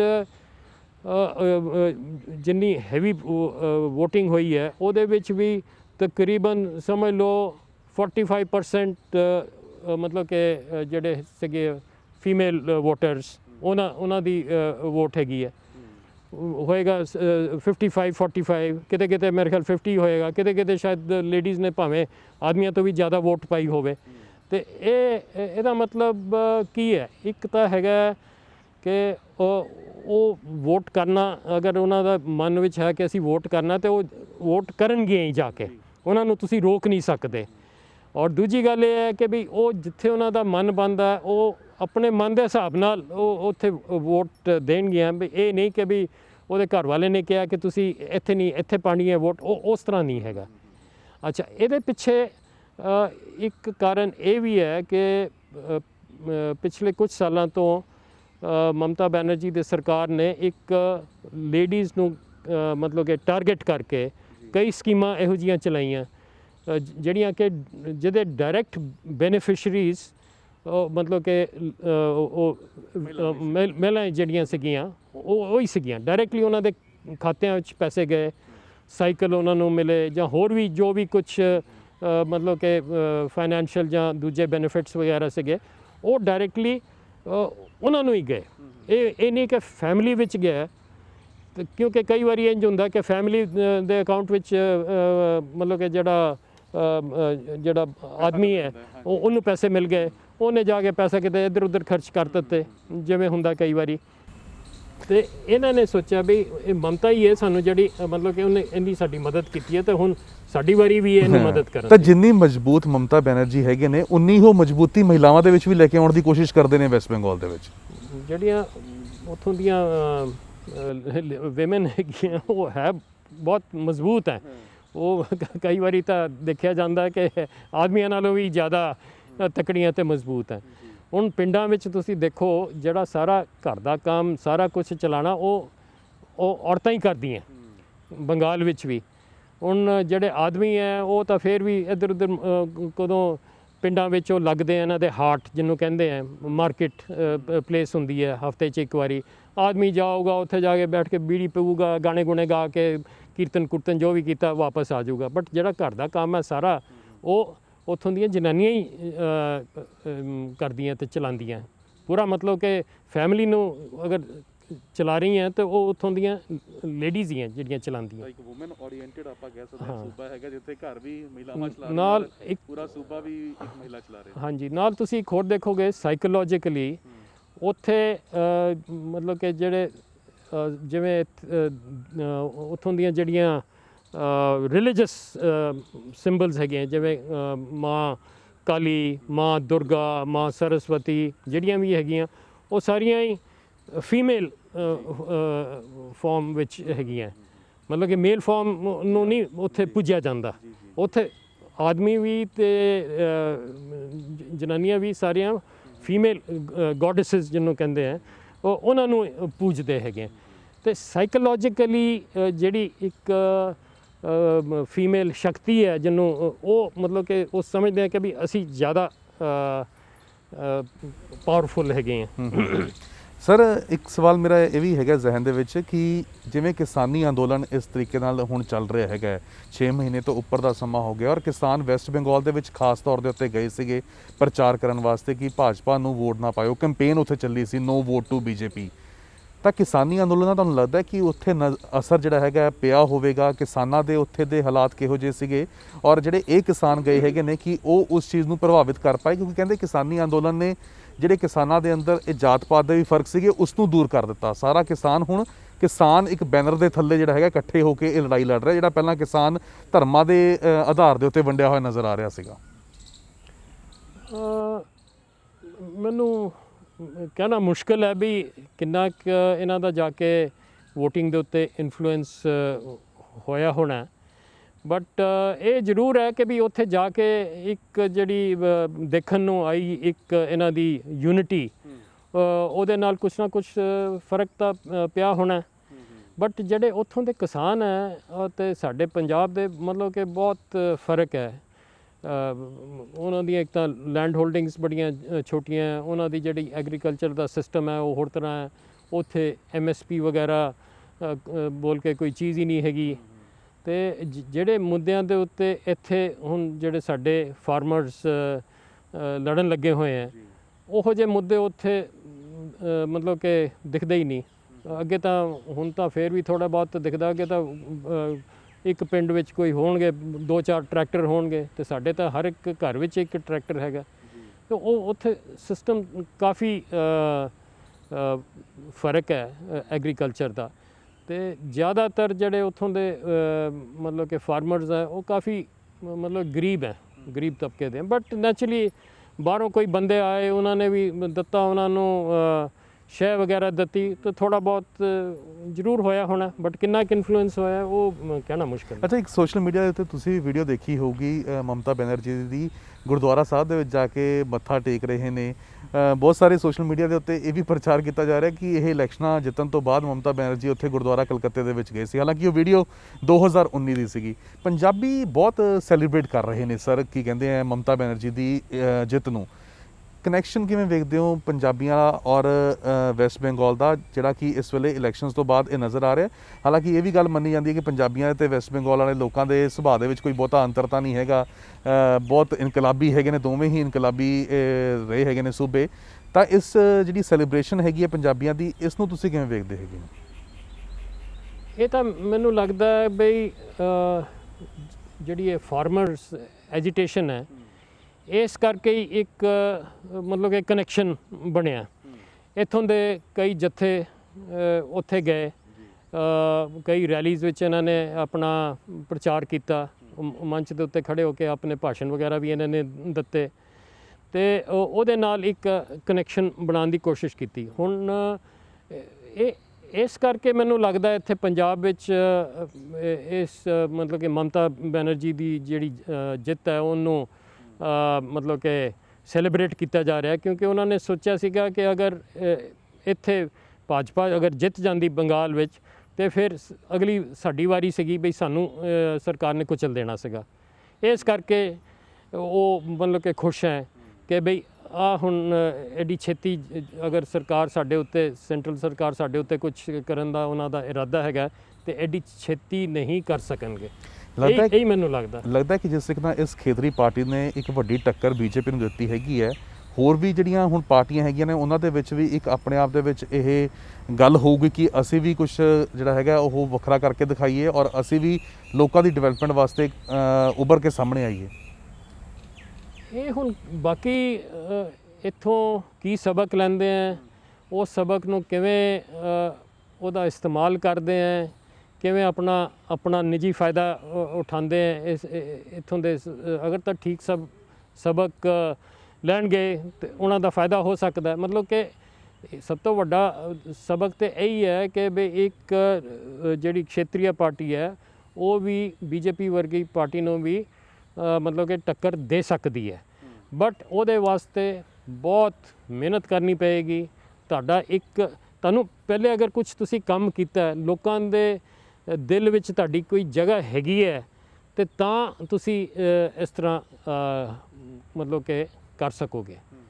ਲੋਕਾਂ ਦੇ ਦਿਲ ਵਿੱਚ ਦੇਖੋ ਜਗ੍ਹਾ ਪਹਿਲੇ ਬਣਾਉਣੀ ਪੈਂਦੀ ਹੈ, ਲੋਕਾਂ ਨੂੰ ਸਮਝਣਾ ਪੈਣਾ ਕਿ ਵੀ ਇਹ ਜਿਹੜਾ ਬੰਦਾ ਹੈ ਤਾਂ ਦਿਨ ਰਾਤ ਮੇਰੇ ਨਾਲ ਹੀ ਲੱਗਿਆ ਹੋਇਆ, ਤੇ ਤਾਂ ਹੀ ਮੈਂ ਹੁਣ ਅੱਜ ਉਹਨੂੰ ਲੋੜ ਹੈ ਤਾਂ ਮੈਂ ਉਹਦਾ ਕਰਾਂਗਾ। ਅਗਰ ਬਈ ਨਹੀਂ ਪੈਸਾ ਦੇ ਕੇ ਤੇ ਜਾਂ ਹੋਰ ਕੋਈ ਇਹੋ ਜਿਹੇ ਲਾਲਚ ਦੇ ਕੇ ਉਹ ਚੱਲ ਸਕਦੀ ਹੈ ਥੋੜੀ ਦੂਰ ਤੱਕ ਇਹ ਕਹਾਣੀ, ਬਟ ਇੱਕ ਕਹਾਣੀ ਕਦੀ ਤਾਂ ਗਰਾਊਂਡ ਤੇ ਵੀ ਮਮਤਾ ਬੈਨਰਜੀ ਨੇ ਉਨੀ ਹੀ ਮਿਹਨਤ ਕੀਤੀ ਹੈਗੀ ਹੈ, ਉਨਾ ਹੀ ਲੋਕਾਂ ਦੇ ਵਿੱਚ ਵਿਚਰੇ ਹੈਗੇ ਨੇ, ਉਨੀ ਹੀ ਉਹਨਾਂ ਦੇ ਦਿਲਾਂ ਦੇ ਵਿੱਚ ਜਗ੍ਹਾ ਬਣਾਈ ਹੈਗੀ ਇਹਨਾਂ ਨੇ ਦੇਖੋ ਜਿਵੇਂ ਸਰਕਾਰ ਚੱਲ ਰਹੀ ਸੀਗੀ ਪਿਛਲੀ ਸਰਕਾਰ ਇਹਨਾਂ ਦੀ, ਉਹ ਵਿੱਚ ਕਾਫੀ ਮਤਲਬ ਕਿ ਡਾਵਾਡੋਲ ਜੀ ਹੋ ਗਈ ਸੀਗੀ।